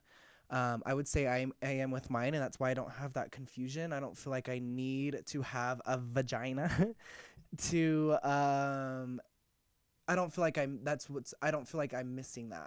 But I think I know there are people that have this crisis where they're not comfortable with their genitalia and they want to change it to be who they truly are. And I think that's great. I think people should be able to do what they please. But me personally, I don't feel like I am 100% comfortable with my genitalia, at least this stage of my life. I don't know what the future looks like, but at least for now, like I'm happy with where I'm at. I'm happy with my body, and I don't feel like I have to change anything else because at the end of the day, makeup washes off and I go back to my normal self, and then I just continue on with my day. So Yeah, you have a different. I think you just have a different experience than yeah. what these people Mm-hmm. that are experience true gender dysphoria. Yes. Um, I have no idea what that feels like, but I can imagine it wouldn't be easy to be a man or a woman, have I guess I should say have male or female genitalia, and then feel like you have the wrong setup. You were given the wrong deck Yeah. of hands. That's a very unique feeling, and I have no idea Me how. either, and and I kind of have a hard time talking about it because Yeah, I I don't don't know how to go I into don't it. know how to explain it. I feel like I have a more I relate to it a little bit more. I think it's a very confusing topic and very sensitive, but um I think um for people that are trying to figure out their sexuality, it's totally normal to have these confusions, and you just got to just keep going on and figure out what makes you happy. And if you truly believe, yeah, changing your genitalia to what you feel like your true identity is, then I'm all in for it. And that's the T in LGBT. I mean, transgender is transitioning into the gender you believe Mm. you are. And if and I don't have that crisis. I wouldn't even say it's a crisis. I don't have that in my life, and I don't think I ever will. But there are people that want to transition into the other gender, and I am very supportive of it. And I think the idea, if it makes you more comfortable with yourself and your sexuality and your identity, then I support it. It's definitely a big change, and I think people do it when they're comfortable, but it's a big transition. But I love it. I know transgender people, and they're the best. Like, it's awesome, and it's becoming more of a normal thing. I feel like not really in Utah, but like on a social aspect, like online, and just being in like Los Angeles just a couple weeks ago, you just see. I mean, in LA especially, you're gonna see people that you don't see in Salt Lake, and like you just it's a different social aspect, but it's really cool. Yeah, the culture here is way It's different. it's way different, and you know what? Salt Lake is getting They're figuring it so. out. I feel really comfortable in my hometown, and I feel really comfortable with where I'm at. I don't feel like I'm in an uncomfortable state like most people would probably assume. Like, I actually I feel like a lot of religious people that are in the Mormon church, and a lot of people that are not, and a lot of people that are in other religions. I mean, especially just while I'm at work at the mat counter, I just have so much love and support from a lot of different people. And so, religion aside, more standards aside, like, it's Utah's doing a lot better, and I think it's going in the right direction Yeah, for sure. I I think agree. the whole subject is, yeah. We're Bree Watson Vogel says Love her. love that kid. Oh, she says love that kid. I Looks love like we're on the her. same Love page. you, Bree. We're joined by Madison, Chantel. Horsley asks, how did you come to figure out you were gay, Cooper? Do you feel like you answered that already earlier? Yeah, but we can hurry and Do you answer real want to? quick. Can you want to go over it really fast Yeah. again? Well, I ever since my brain started functioning, I can remember things. I feel like I always have. I was just never vocal or open about it because I was a straight man, and I was comfortable with that sexuality, and I didn't feel like I had to change it until I was ready, and I wasn't ready until after high school. People just have different times when they're ready, and Connor Ready was to embrace it. Is that what you're embrace talking it. about? Yeah, absolutely. Yeah, and Connor had opened up first, and it had opened up a door for me to be more open about it, which wasn't even for a couple more years after that. But yeah, I would just say I've always known, and I think you know when you know, and everybody's or you're born with your You're born with the you're feelings born that you with have. the feelings you and have. the attractions Absolutely. that you have. Yes. You always knew you felt something that was different than what was culturally popular. Right. You felt like you had multiple attractions to both genders, or just to people in general. When everybody else around you was expressing themselves as heterosexual. Yeah. So you could recognize having different feelings from the very beginning. Oh, Yeah. absolutely. And I think people are born that way. I don't think people have the decision to choose their sexuality. I mean, you can definitely choose your sexuality. You can choose your actions, but your feelings you're born with, and especially when it comes to your sexuality. And there's a sexuality called asexual, which just means you're attracted to everybody. And if I had to probably put me into something, it's probably that. I would say I'm more attracted to the male species. I think asexual is a little different. And I'm gonna close. Or is it this. pan? Yeah. Okay. Awesome. So, I just want to quick shout outs to Skylar, to Tyson, to Heather for tuning in. Really fast, Horsey says, what's dating life like being gay, and do you feel like your goals are different than straight people? We'll answer that, but I'm going to end. I did answer a little bit before. Yeah, we talked a lot about that earlier. Sweetie Austin. Hey, I'm going to save your question, and we're going to keep talking about it. I'm going to end the Instagram live. Thanks for tuning in. Bye-bye. Yeah, I think asexual is not being attracted to anybody. Not being attracted. Okay, see, right. So asexuality is like I had it mixed up. I think pansexual then. I mean, obviously, I am still not completely knowledge on the topic. Like, there are still a lot that I need to learn about, and I should be more a part of. Um, there's a lot that I should be doing, but yeah, if I had to say, I probably would say pansexual, which I believe is you're just attracted to everybody, Okay. but or just you're attracted to personality, Mm. and I would say I am. But I mean, yes, men have Yeah. a higher chance. This website, I think it's just a blog, Refinery 29. Yeah. Um, this is where I got that big list of identities, sexual orientations, Yeah. attractions, and their definition for pansexual is a person who has the capacity to form enduring physical, romantic, and emotional attractions to any person, regardless of gender identity. Pansexual people need not have specific sexual experiences to be pansexual. In fact, they need not have any sexual experience at all to identify as pansexual. So do you feel like you fall more into that category? Yeah, I would say. I mean, I mean, I'm not saying that I'm like super attracted to women because I'm not. I would definitely say I'm more on the gay side, but Right, but not strictly gay. yeah, You're and just more open. I don't want to say I'm strictly gay because I just feel like I'm open. I don't know what my future holds. I don't know if I'm gonna find the most gorgeous woman somewhere, and like I'm just like whoa, and Slow like, down, yeah, honey. it's happened, and it may happen in the future. I Yeah. don't.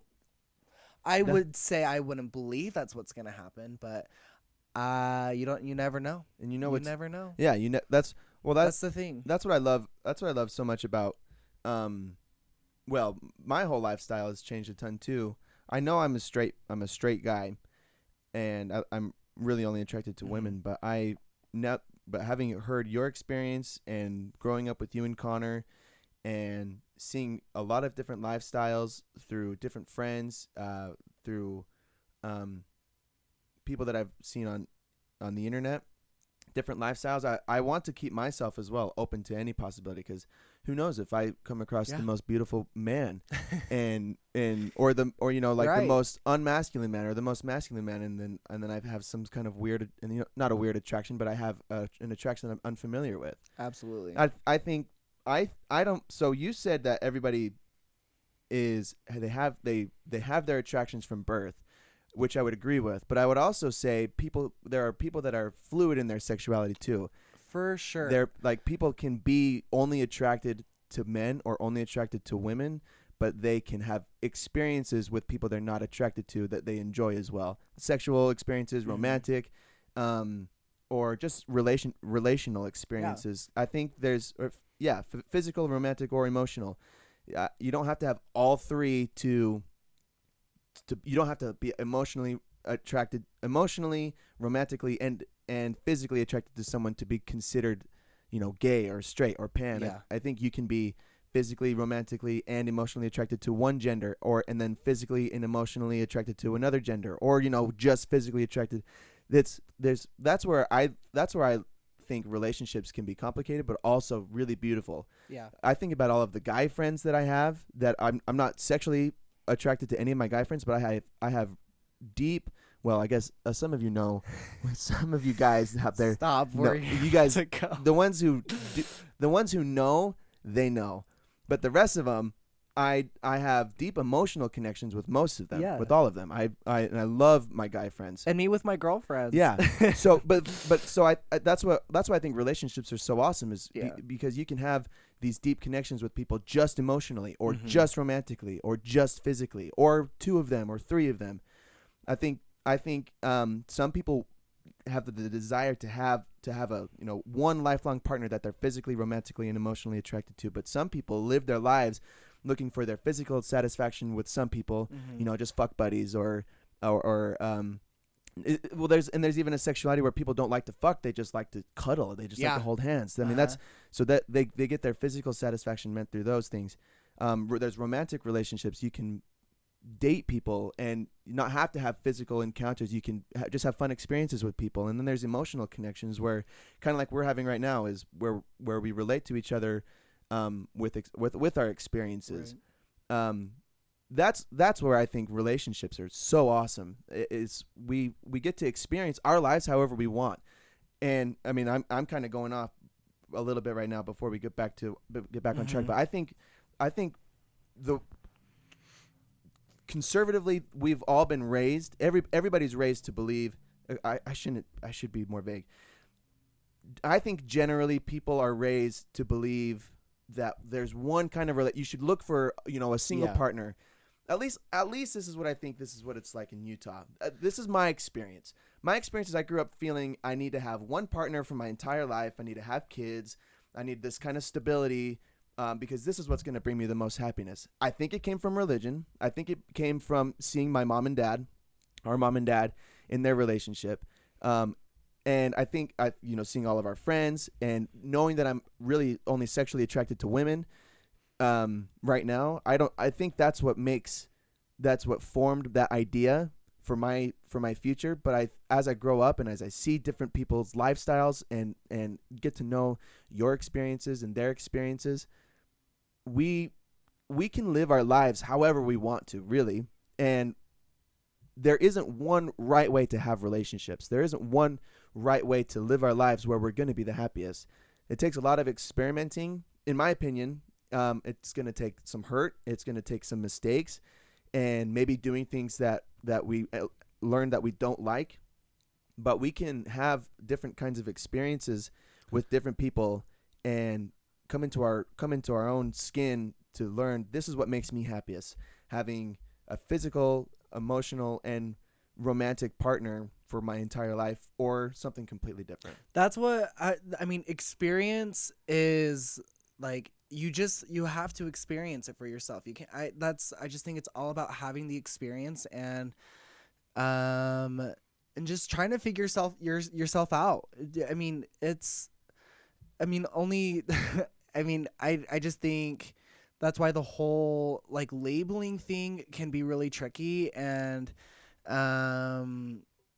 kind of like damaging in a way, because it's very confusing for people. Right. And I just think it's all about experience and not worrying about your label and just trying to figure yourself out by yourself, and then And with other people. People that you relate do with. it on your own time and do it with people that you relate with, and that's how you'll find your most comfortable self.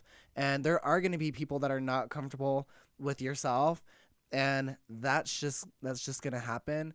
But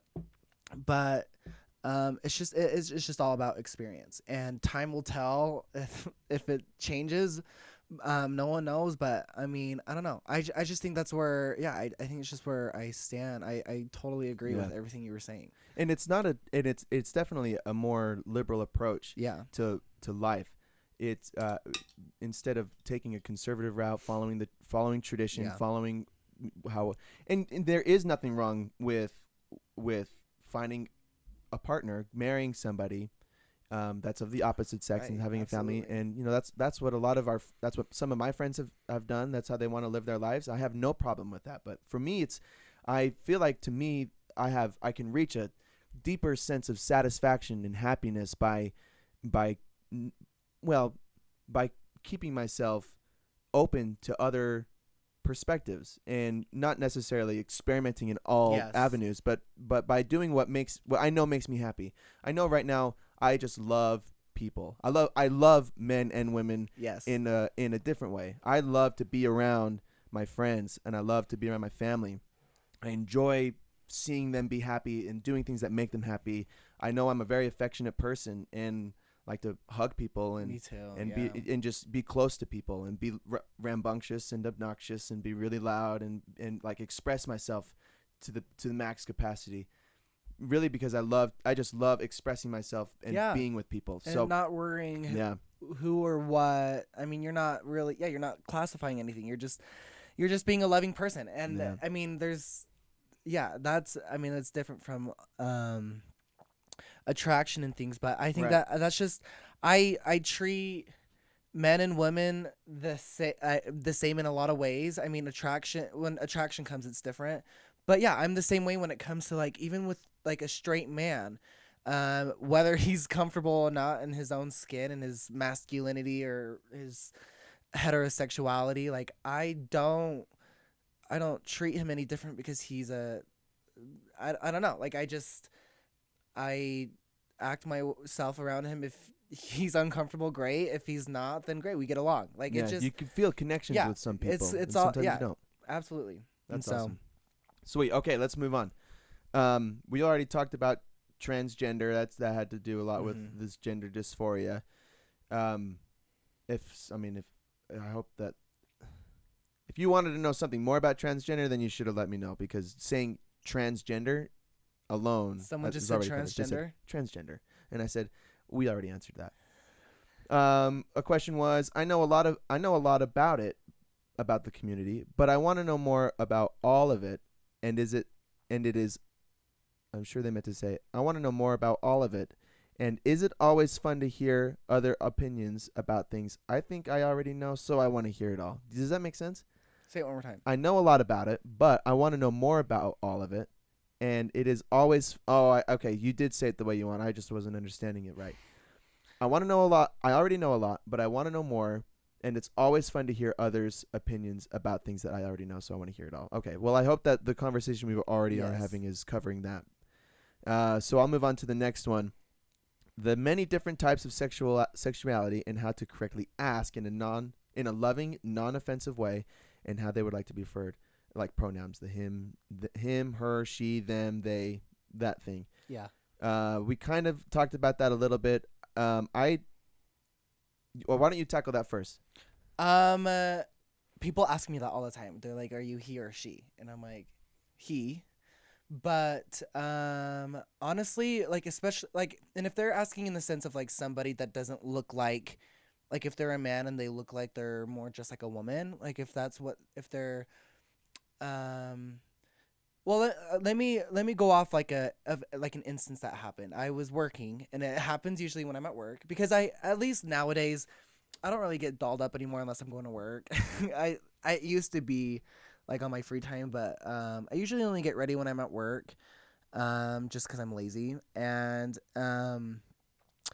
I whenever I'm at work, there was this one time I was helping a guest. I ran to the back or something to check on something for her.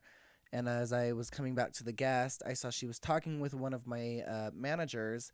And as I came to the two talking, they had changed the subject, and we went on with our day. And I didn't think too much of it. And then my manager, a couple hours later, came up to me. She's like, "So that was really weird. What just happened to me?" I'm like, "What?" And she's like, I don't think she said weird. She was like, "So." She said, I was talking with the guest, seeing if she was okay. She said that you were helping her. And as she was saying that, she saw me coming back, and she was like, "Is it a he or a she?"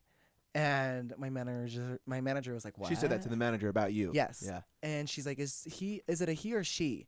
And she was like, "What?" And she's like, "He or she?" And she's like, "It's just Cooper. Like, it's just Cooper." And she's like, "Yeah, but does he go by he or she?"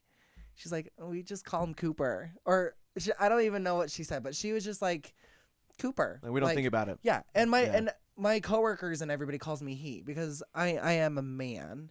But when you are genuinely confused, just ask. You can ask. Like I have It's not offensive. I don't take offense to it. Do you think some people might? I don't believe so. I think if you are asking in a genuine way, you're just genuinely confused. Not even confused. You just want to make them feel comfortable. You just want to be like, "Okay, real quick, I just want to make you feel comfortable. Do you just ask what pronouns they go by." Just ask pronouns. Don't be like, "Are you a he or she?" It's not like asking if somebody's pregnant or not. Yeah. It's not the same thing. Yeah. Or is asking if they're a he or she is asking a fat lady if she's pregnant. Like it's just like that. But you. Oh, so it is offensive. It is. I think it would be more offensive to be like, "Are you a he or she?" I think you should be like, "What are your pronouns? Do you go by a he or do you go by she?" Like that makes. What are your pronouns? Just go in softly. Like don't be like he or she. Like, so let's say I come in. Or some people even like to go by like what is they. It? Like they. Right. Even just like until you can figure it out, just be like they. Like I know it's kind of tricky and annoying, but I think if you go in with a sincere heart and you're just genuinely curious, just because you know you'll be having future conversations and you don't want to say the wrong pronoun, just ask Or them offend what they're- someone. Yeah, So you don't let's want to say offend anybody. Let's say I go into Ulta Mm-hmm. to get some makeup, and you come up to help me, and you're wearing all your glam, and I'm unfamiliar with men in makeup. I have no experience with the LGBTQ community except what I see on like social media and things. But I'm a polite person. I'm a nice person, Yes. and I don't want to be disrespectful to you. Yeah. So I don't know. So I don't know how to refer to you. I'm not familiar with the man in makeup. To me, men are men and women are women, and I follow all of those stereotypes. So I see you, a really nice person, a man in makeup, and I think, well, okay, is it a man thinking he's a girl? Is it a man that likes to wear makeup? I don't know. I've never been in this situation. So we're starting to talk, and I'm uncomfortable a little bit. You probably can tell, but you're not going to say anything because it's not that big of a deal to you. But to me, I'm curious. Two, I don't want to be disrespectful. So, as we're talking, you're saying it's best way to handle that is by, sorry, I don't want to be rude, but what are your pronouns? Yeah. Just like that. Perfect. That's and then Yeah, and then a 'cause then person that is respectful enough Yes. or that is understanding that what they're doing is can be unusual for people that are unfamiliar with, will respond with, "I'm so glad that you asked. I'm so happy to talk about it. Blah blah blah. I'm a man." And that's when I will. I'll explain. I'll explain it from that, and I'll even tell people, I'm like, yeah, like people will call me a she, and like some of my mail like has like miss, like some, and like when I'm at like a restaurant, You get out of here. Yeah, we're gonna be going for a while now. Get the fuck out of here. Yeah, of course I'll play Call of Duty. I got something very important to take care of here. Thank you. I know you did great. yeah, like some of my mail will say miss, and that doesn't get to me, and I actually like I like it, like that's just like a preference, like I go by he, but like she, her, like You don't that's mind fine. being I don't identified mind in it. any of the. But that's me talking for myself. I Yeah, have that's a you. hard time because some people are different, and Right. it's just all about just going in with a light hand, gaining a relationship first. I think, like just knowing each other, at least know their name first before you know their pronouns. Yeah, that's a good. Yeah, And as a person. know them as a person before you know their pronouns, because how they identify themselves, their name, and knowing if you like their personality or not should be more interesting to you. Right, you And, should be more invested in the you person. should be more invested into the than their person. sexuality. But I know that's a huge point. I yeah, think is a huge point. I think so, and I think it's just it's okay to be confused, and I like if you're eager, just politely ask. Make sure you know their name first. Yeah. Make sure you like them as a person. Right, be genuinely interested in Be them. genuinely just be genuine that makes about a it. huge difference. I think I can. I get where you're coming from. I think that's like the most optimistic perspective. Mhm. I think I definitely have felt in the past. I have not met any transgenders or other men that are comfortable in doing feminine things. I've Right. met women that are more familiar or comfortable doing masculine things. I know there's probably a line to where you're gonna assume somebody's gender or assume somebody's sexuality, and I really like your point. If you're not interested in getting to know them as a person, you shouldn't It shouldn't worry you. you shouldn't worry about Yeah. it. Yeah, I really Don't like worry that about point. Because first and foremost, we as humans are interacting with other humans. Yeah. And to create this happy world that we all want to live in, we've got to care about people, be interested in them, Absolutely. but if we have if we don't have time or if we don't care about getting, then it shouldn't bother us. Mhm. It shouldn't bother us if she likes to wear really Baggy shorts. baggy shorts and likes to shave her head. Yeah. that shouldn't bother us Uh-huh. if we're not interested in getting to know them. Absolutely, But if I go to Buckle for some reason to get jeans, because do Mhm. people still go to Buckle to get jeans? I don't think I've been in Buckles Junior high? Yeah. Well, let's say it's 2012 and I'm going to Buckle to get Okay. some jeans, and then there's one Sorry of to the people who shop at Buckle. Yeah. 'Cause There's- people probably I still do. actually have no beef with Buckle. I just Yeah. that's the first stop. That's the first store that I've never been to that that came to my mind for maybe a woman that it might identify as a man works at. For some reason, I have no idea where that came from. But let's say it's 2012. I go into Buckle and I find a woman with a shaved head and looks like a man and Yeah. talks like a man, and I should communicate with them as a human being first and foremost and be Mhm. polite and respectful. But then if I'm really curious about their sexual identity, I should first be interested in them as a person. Right? I think that's the best attitude to have. I think so too. I think you should just go in genuinely, and I mean, I don't even know if this is gonna sound offensive, but you'll probably be able to know if they're a male or female, whether they're dressed up as something different or if they look a little different. You'll It's know. getting tricky though. It's getting trickier. tricky. I saw somebody online that was beautiful and was stalking their page a little Yeah. bit, and it was totally a transgender, totally a Oh, man. yeah. And Oh, absolutely. Yeah. but like I would have had no idea if they wouldn't have said Right. something about them being a man. What is it, changing to a woman? How do you say that? Trans woman. So a man going into a woman is a trans woman. As a trans woman. Yes. Got it. Okay, awesome. Well, I think Just be a nice. Just be nice and just be sweet. You really just want to. that's easy for you. You're already all of those things. Just be. Most people are dickheads. I'm just gonna be your mom and just be treated how you want people to treat you. And, I mean, yeah, just go in with a sense in your heart and be nice. And if you are genuinely curious about their pronoun because you are, because you're being friendly and you want to use the correct pronoun, then go ahead and ask. Just ask. Just be like real quick. You don't want to talk about it. You need to know, just so you can get it straight. Even if you have to say they, them, until you figure it out. But Sweet. at least for me, call me whatever the heck you want. I'm totally good with it. Yeah, we're casual. Yeah. The last question that was on this forum was, what is scoliosexual? That's the one I had no idea. You don't know what I thought it was scoliosis or something. I think it's being attracted to people with scoliosis.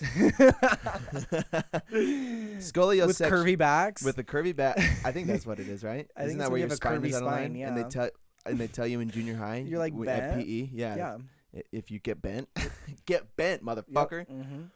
This website, Refinery29, says scoliosexual is being primarily sexually, romantically, and or aesthetically attracted to genderqueer, transgender, and or non-binary people.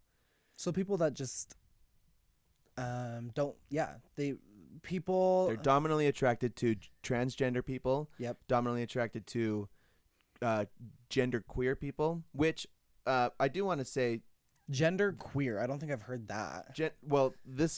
I found a definition for queer that I really liked. Yeah, I want to hear it. I gotta go back and find it. But it was. I always had a negative connotation to queer. I think it does generally. I think queer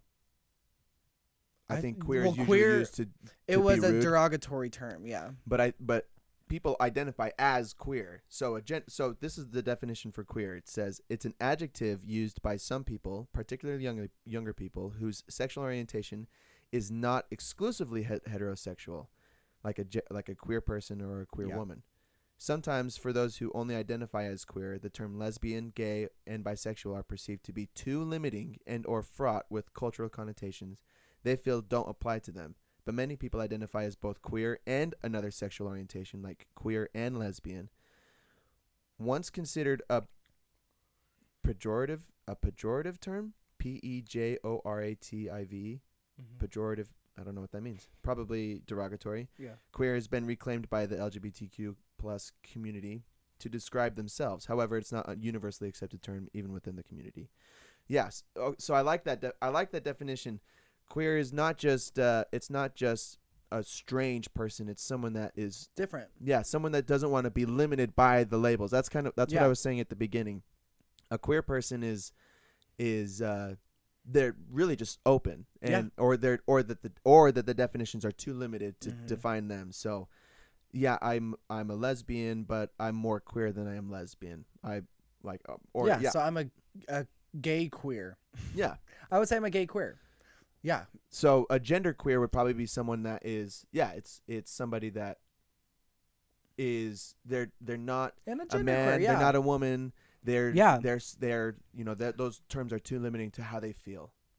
Guys, I'm still figuring these like Me terms too, out myself. for Like sure. I'm still learning like how, and there's probably so many people in the community that are, because there are a lot of different it's evolving. Like it's growing, and there are terms that I'm still not familiar with, and I think it's okay to be confused.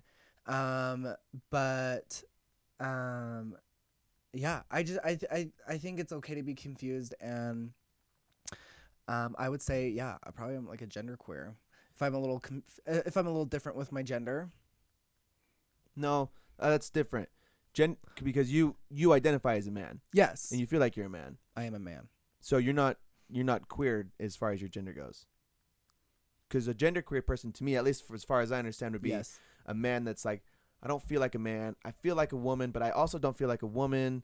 I could be trans, but I don't feel like a trans, so I'm a queer. I'm different from all of those. I'm a gender queer. Yeah, okay, I would say queer probably then relates more to my sexuality. As Yeah, I it would comes say to that my too. gender, yeah, I'm pretty stuck, at least in the moment, of like I'm okay with where my body's at, but okay, that makes more sense. Yeah, I'm still learning these terms. Yeah, cool. Queer. Okay, that's a Okay, I cool like term. that. I like that term. Well, and then at the bottom of the survey, I had the list of all of those orientations and identities. I wanted to see what people were most familiar with. It looked like I think the ones that are most culturally used or just most popular: bisexual, gay, heterosexual, lesbian. Close second places were polyamorous and pansexual, and then 5 people, 83%. I did not have a lot of responses, but I had 83% of the people that responded knew somebody that was gay. 67% knew somebody that was either lesbian, pansexual, or polyamorous, which is interesting if you've never heard of it. Yeah. And or bisexual.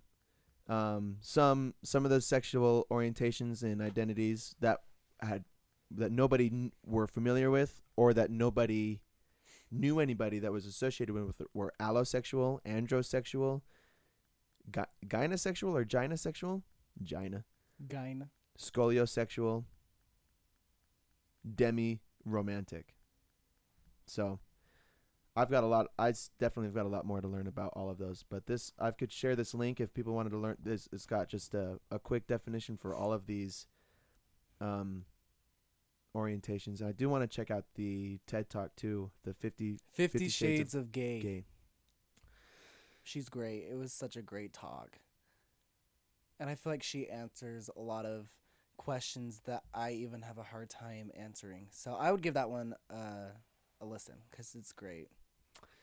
Well, the last we're getting close to 2 hours. The last thing I want to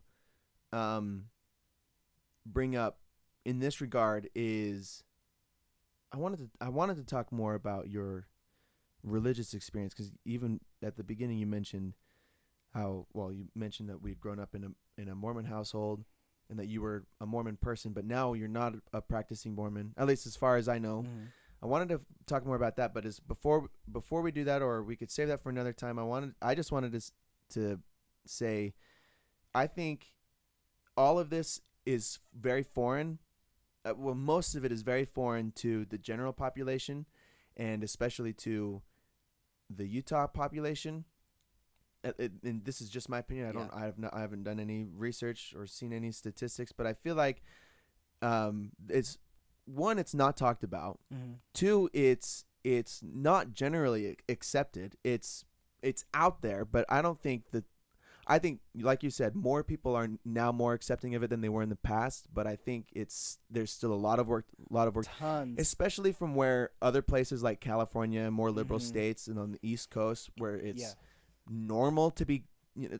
It's almost, and I mean, I don't mean this to sound derogatory, but it's almost as normal as being straight in other places than Yes. it is here, which to me is bullshit. I think, I think I was talking to somebody in our family last week about this, where it's just assumed everybody's straight, and if you're not straight, you have to come out. You Come have out to to it. talk Yeah. about it. You have to explain that to Yeah. people. There should, in my opinion, there should never have to be that. Nobody should ever have That's to what say, this. Yeah. That's what the talk is all about. It's there. Yeah. There are too many labels and too many. There are too. At least growing up in a home in Utah, I feel like especially. Um, yeah, there's straight people, and then once you figure out your sexuality, you have to branch out and open up about it. Which I don't think I want to see the future go into a in a direction where everybody just grows up and they don't have to expect to. I just feel like it's all about expectations and yeah, like it's the standard, it's the norm. yeah, People there are, shouldn't be a standard to to sexuality. yeah, There and shouldn't. you shouldn't have to wait until you're an adult to figure it out. But it's Everybody should have to grow up and feel comfortable straight away with it. And I mean, I I actually I mean sitting down and thinking about like if I was to come out the second I found out I was attracted to men, I'm actually curious to see where my life would be at now, because it would be completely different. Like it would be insane. Like because why? How would it be I different? don't know. I mean I'd be You think it would be different? I think it would be different. I would be the same person. I'm sure I'd have a lot of things figured out by now, but I just hope we can get into a direction somewhat like that. Well, I agree, and I think this idea of open sexuality is really, really new as far as how long humans have been around. Yeah. I don't know what it was like at the beginning of early human life. I know that I've read books and I've heard stories from historians about what human culture was like, and before monogamy, before marriage, there it was kind of like just like cave. I'm talking cavemen, and I'm talking very uh, just off of what I remember. Men were the hunters, women were the gatherers, and men would fuck all of the girls. All of the men would fuck all of the girls and get them all pregnant, and then the women would take care of all of the kids. And then eventually, as time went on, and as what's I see. I'm not an expert at this, but we invented monogamy. We invented Yeah. this structure of how sexuality should be, what the expectations are. We've created that. I think at some point there were no labels. We lived the way we lived, and we did Yeah. what we wanted, right? Well, because men get women pregnant. I mean, like and that's what a lot of people believe. Like the two genders are made for each other, and I mean, great if you have those. Biologically, they are. Yes, and There's no other way to get a woman pregnant than with a men's sperm. oh, absolutely. Unless I don't know. I mean, I think it's just the men and the women, but but then there's like stuff like the proclamation to the family and like things that really classify how life should be, and like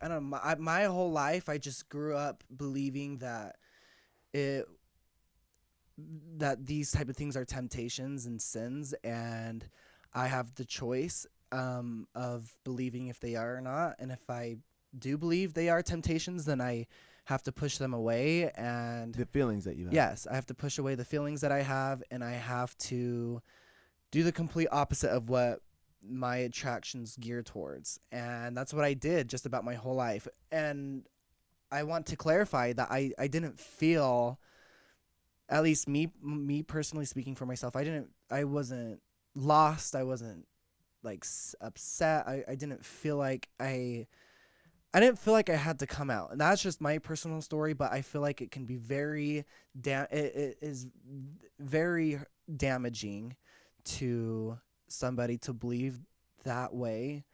And To assume their sexual yes. identity, their sexual. Well, and just to make you believe that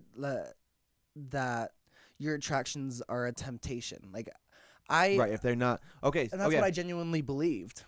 So, okay. So I do want to talk about it. So we'll talk for a few minutes about. Yeah. So growing up, and if there's anybody that's not a Mormon that's listening to this, in the church, the Mormon church practices heterosexual relationships. They believe in monogamy. They believe in kids, and the whole organization is structured around families, and the only way to receive all of the full glory of God in the Mormon church is to be a straight person with kids, married in their temples, and sealed to all of their family. So, for you, growing up, knowing that, but feeling different attractions, feeling like they were sins, feeling like I want this happiness that I'm being taught, but I have these different feelings that are directly contradict or conflict with how I feel. What were those experiences like, and how did you overcome them, or are you still working to overcome them? Why don't I ask first? Are you going to church? Do you go to No. church? Oh no. When was the No, last time you went to church? years. I mean, no, it's probably it was when I was living with mom. It was a little over a year ago. It was before I moved to dad's. I would say probably like just about almost 2 years ago. Okay. Okay. Yeah. So what has brought you to the point where you're at now religiously? I over the last year and a half, I have been figuring things out for myself. I spent a lot of time growing up focusing my life through religion. I was never the greatest religious person by any means, but I always felt like I owed somewhat of my life to the Mormon church, and so I would do what I can to be a part of it because I grew up in it. Our entire everybody in our family just about is in the Mormon family. It's my whole life has been involved with the Mormon church, and I've met a lot of great people, and I've loved a lot of things about the Mormon church, and so I did what I could to be a part of it and to stay true to myself. Do you feel like And because you wanted to, or because you were young and it I was just I what I, to I think do? I did want to. I Yeah. did want to like Up at that until time. when? Yeah. Until I started becoming more open about my sexuality. Which was only a couple years It ago. was not that long ago. Yeah. I didn't. I mean, I would always kind of sneak around with guys. That wasn't until after high school, but until I really, um, just really opened up with my sexuality and didn't really give a rat's ass. That wasn't until like 2 years ago, and I was still trying to go to church as an open gay man. I was the ward organist. I was trying to get yeah. I was trying to get my younger brother to come. Like I was doing what I could because I mean I felt like what I was feeling was a temptation and I was able to overcome it because I did the first 20 years of my life or like 19. I did it and I was like I can do it for the rest of my life. Like it's easy. I didn't feel like it was a pressure, but I did feel like I owed it just because it was my life. And Well, it was all you knew. it really was. And You grow up and this is the only thing you're taught. I feel like if I didn't grow up Mormon, I would have came out way before. I think I would. I think I know I would have. Yeah. I think Does that bother you?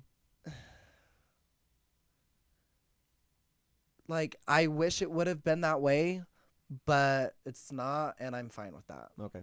Like Cool. I'm okay with it. Yeah. Because like I don't feel like I'm old. Yeah, Like you're still 21. only 21. Like I have my whole life ahead. I don't feel like I've missed out on anything. But Right, but some um, people, I guess, and I guess it really is mostly old people that have lived more life than us, feel betrayed. They feel devastated, lied to, deceived because, and I'm just gonna tie it in with sexuality because they feel they know that they've been gay. They know they have had yeah, contradicting attractions, but they've been fighting it and fighting it and fighting it and fighting it and fighting it because the principles of the church to them is all they know and it's what they want. It's what they've wanted, and then finally they let go of that and they embrace their sexuality, and they let go of and they let go of the not the Mormon principles, but just those religious yeah, ideologies, and then and then they come into themselves and realize that they're way happier living the life that they're living now than they were trying to fake fake heterosexuality and receive the blessings for being an active Mormon. Do you feel like that was your experience? yeah. I would say it's pretty similar. And I it it's just such a tricky conversation because I I never felt like I didn't have love or support from anybody, even close friends in the and like our ward members, everybody like that was always so great. Good. But I was a straight man in the church, and it's I don't know. It's a tricky situation. I feel like ever since I was ready to talk about it, which was just a year and a half ago, I don't know. My I don't even know how to explain it. Like my situation was just really easy. But I just think it was because I grew up in a religious family that is just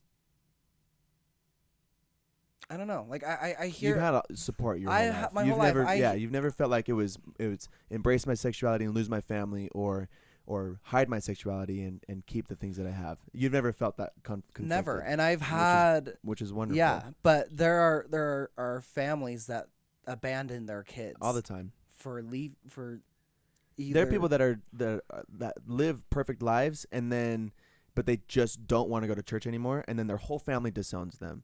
yeah. That's a real thing too. I can see it's definitely a stressful thing to embrace something that will conflict directly with something you've been taught your entire life, or people, or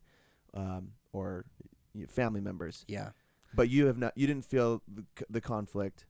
You I didn't. and you aren't bitter or angry uh, by trying to change your sexuality over time. No.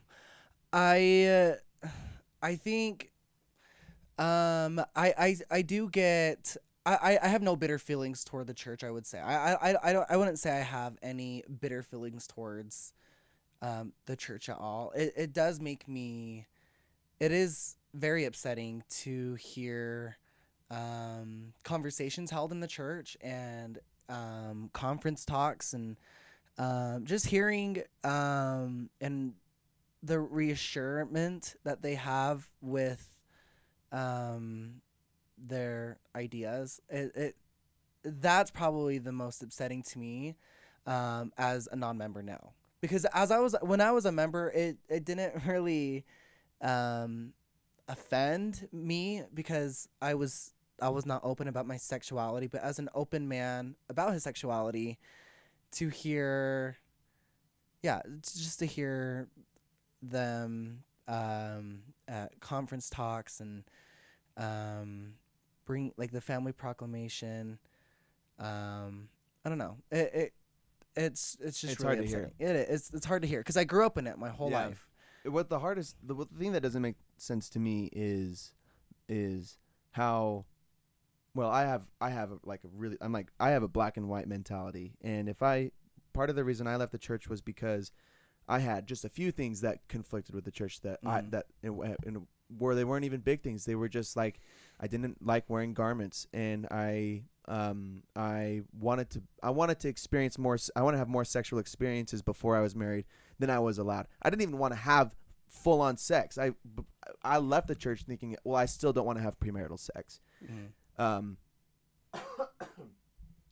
but to me, having just a few, well, okay. So I didn't want to have premarital sex, but I wanted to do other things that I knew would get my temple recommend taken away, and I like, to me, was being honest with myself about my experiences and what I wanted out of my life, and I couldn't give a religion 100% of my effort if I had core beliefs that were contradictory, conflicting with the church, right? So to me, it was black or white, and then eventually I chose to leave, and now I'm doing a lot of different things.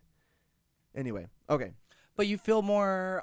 You probably feel just a little bit more at ease with yourself in a way. At least I feel way better now. I feel that's what I'm trying to say. I feel I'm happier. I'm healthier.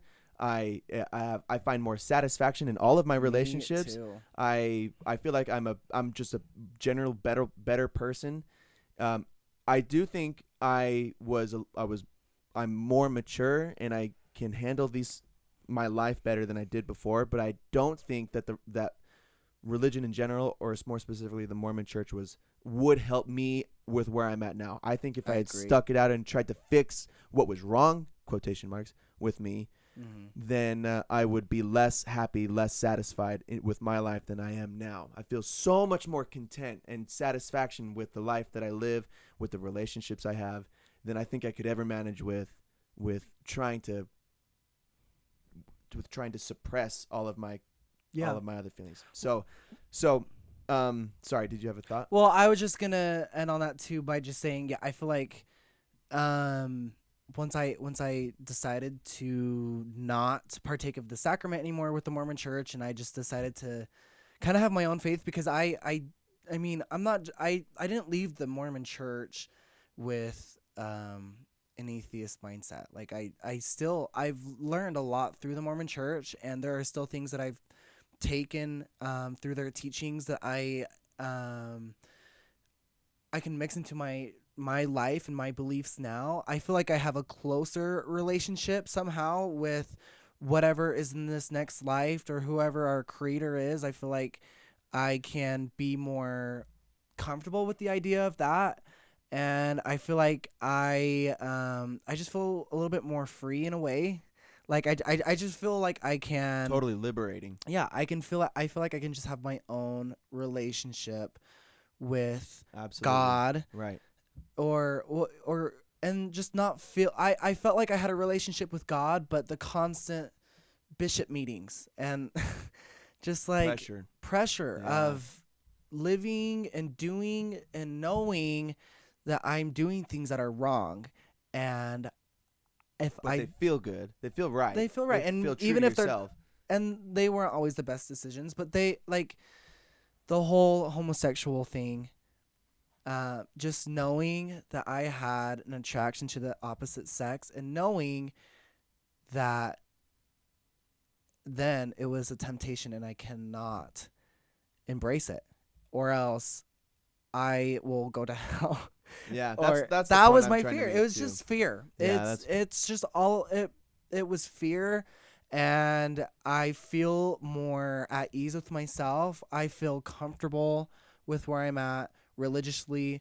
I feel like I feel like I'm on the right path, and I feel like I'm doing good things, and there are things that I'm doing now that I feel like are okay that maybe the Mormon Church doesn't have a pure eye on. But all I genuinely care about nowadays, that just recently, is just my relationship with people. And if you are a religious person, I have no ill feelings towards that, but I don't want to feel like your religious beliefs interfere with my relationship with you. And if I ever feel like that, you're not going to be in my life. Like a peacemaker. Yeah. No, yeah. And I have a lot of people, even in our past ward, that are just the best, and I don't feel like they use their religious beliefs, or because I mean, Mormons aren't perfect themselves, and I don't think every Mormon goes to church believing every single thing that the church believes. And I mean, mom, for instance, like I think Mom's got a lot on her plate she has a lot on her plate. Yeah. with all of us. Yeah. All of her boys. She has sweetheart mom. She has 2 gay sons, and she has punk ass oldest son. Yeah. I don't know how to explain you. Yeah, I'm a punk ass. I'm a punk ass bitch. She has baby. Kaiden, who's in high school trying to Punk-ass figure himself teenager. out. Yeah, honestly. She's got 2 gay kids and 2 punk ass kids. She's been divorced twice. I don't know if she's gonna get mad at what I say, but she's been No. divorced twice. I mean, I've had this conversation with mom. She has the image of being divorced. Like, I don't know. To wrap it up, We love you, Mom. we do love you, mom. I love everybody that is in my life, religious or not. And if you are okay with what I do on my free time, I'm okay with what you do on your free time, Yeah. just as long as you don't use what you believe against me, blah, blah, blah. Yeah, like pity, like feelings, Yeah, like, don't make... oh, I'm so happy that you're doing what you want, but you would be so much happier if you lived your life this way. Well, I'm not going to say their name, but I had a talk with one of my best friends who came home from his mission, and it was right when I was getting into makeup. I have tattoos now, and he came God home forbid you have a tattoo. 4 tattoos, and he was just distraught. Yeah. He was Devastating. talking about removal. I was With you? well, yeah. He was like, you. He wanted you to remove your tattoos? Yeah, and I was setting up appointments. Like, You were setting up appointments to remove your yes, tattoos? yes. I didn't know that. It's Because you felt It's guilty. sad. You felt sad. You felt like you were doing something wrong? I feel like, so at least with him especially, he was one of my best friends, and I was so excited for him to come home.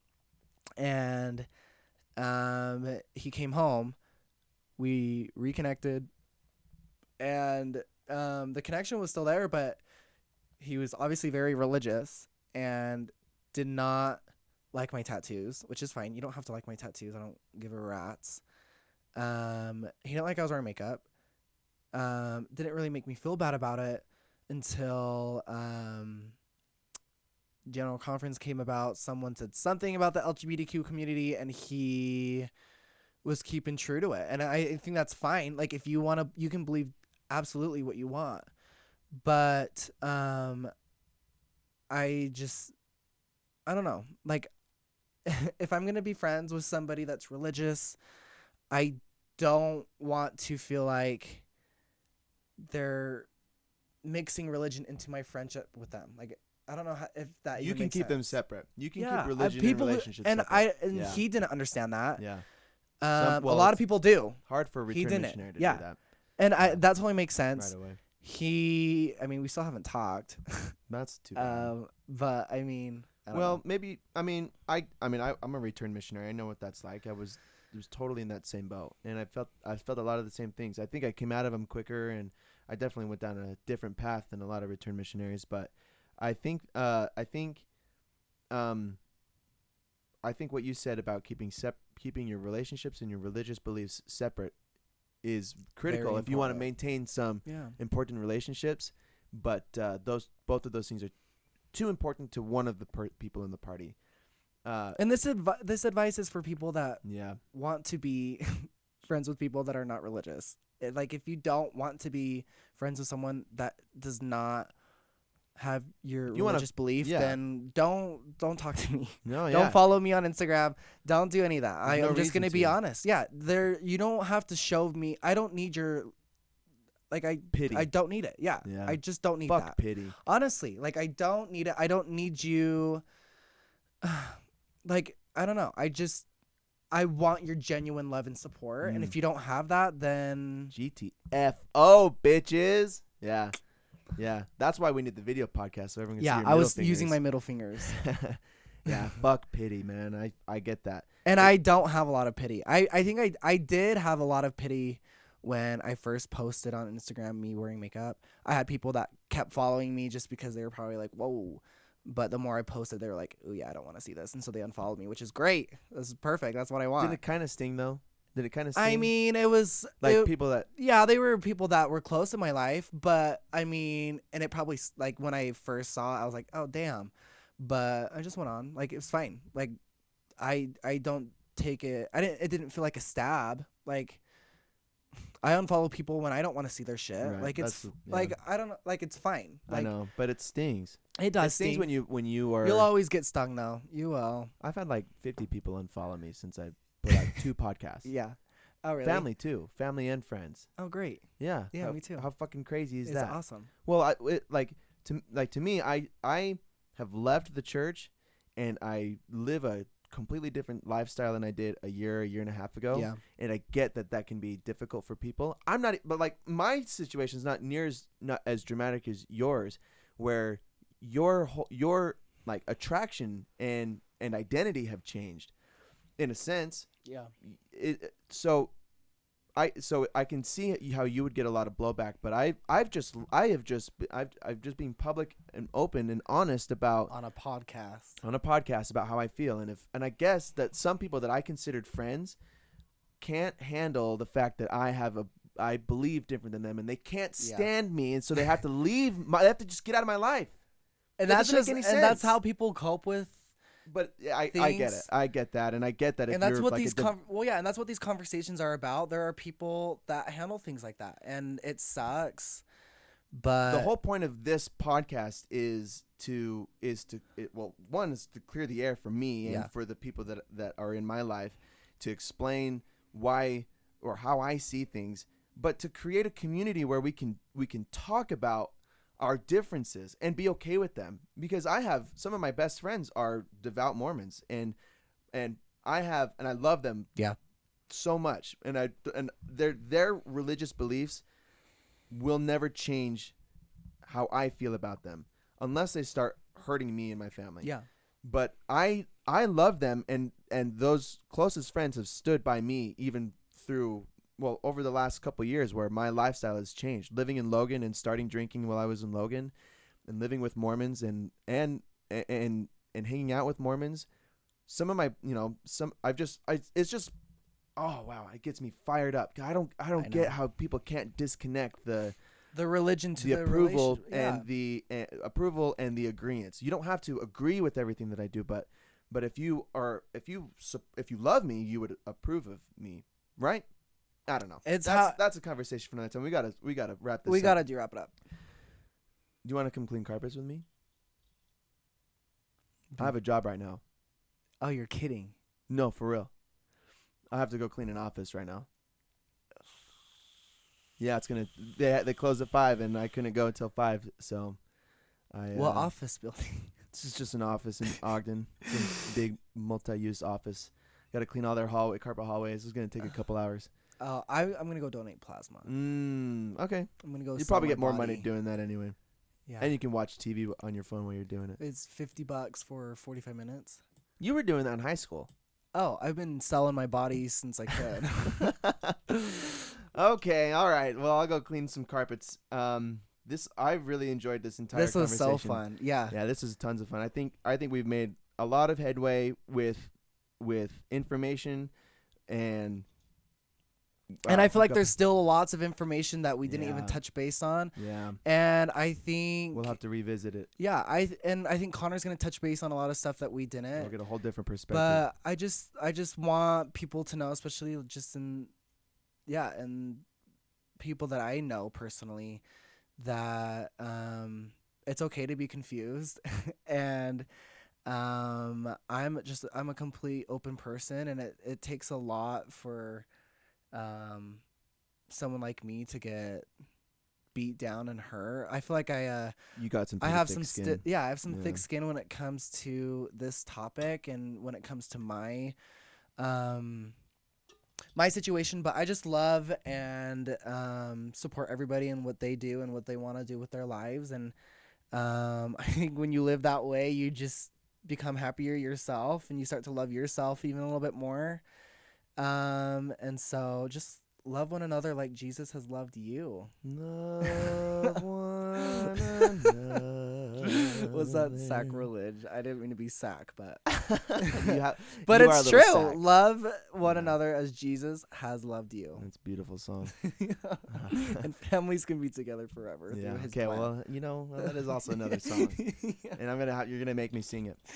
I'm really excited to keep going in this direction and have these Me too. conversations. And if you are if you've listened to the 2 hours 29 minutes Is and it 2.5 hours long? 2.5 hours long and 33 Oh, my seconds now, gosh. and you are confused about something, or we have said something inaccurate that is that we need to fix, then Yes. I know that I have received a lot of good feedback. I've also received some criticism. I'm always open to all of it until you start hurting me or my family.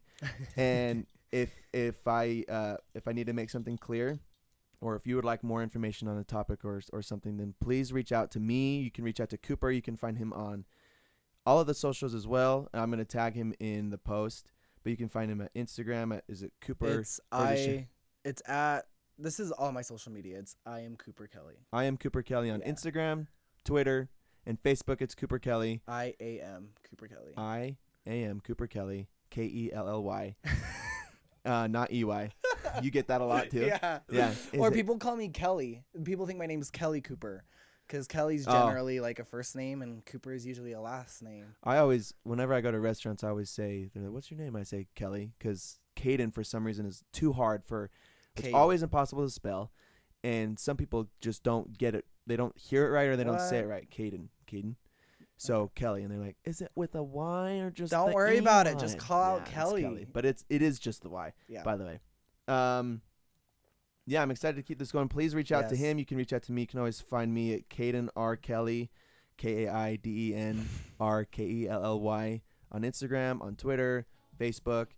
I'll be happy to hear your feedback, and any other questions that you may have. Thanks so much for tuning in. Thank you. It's been another episode of Kaiden's Podcast.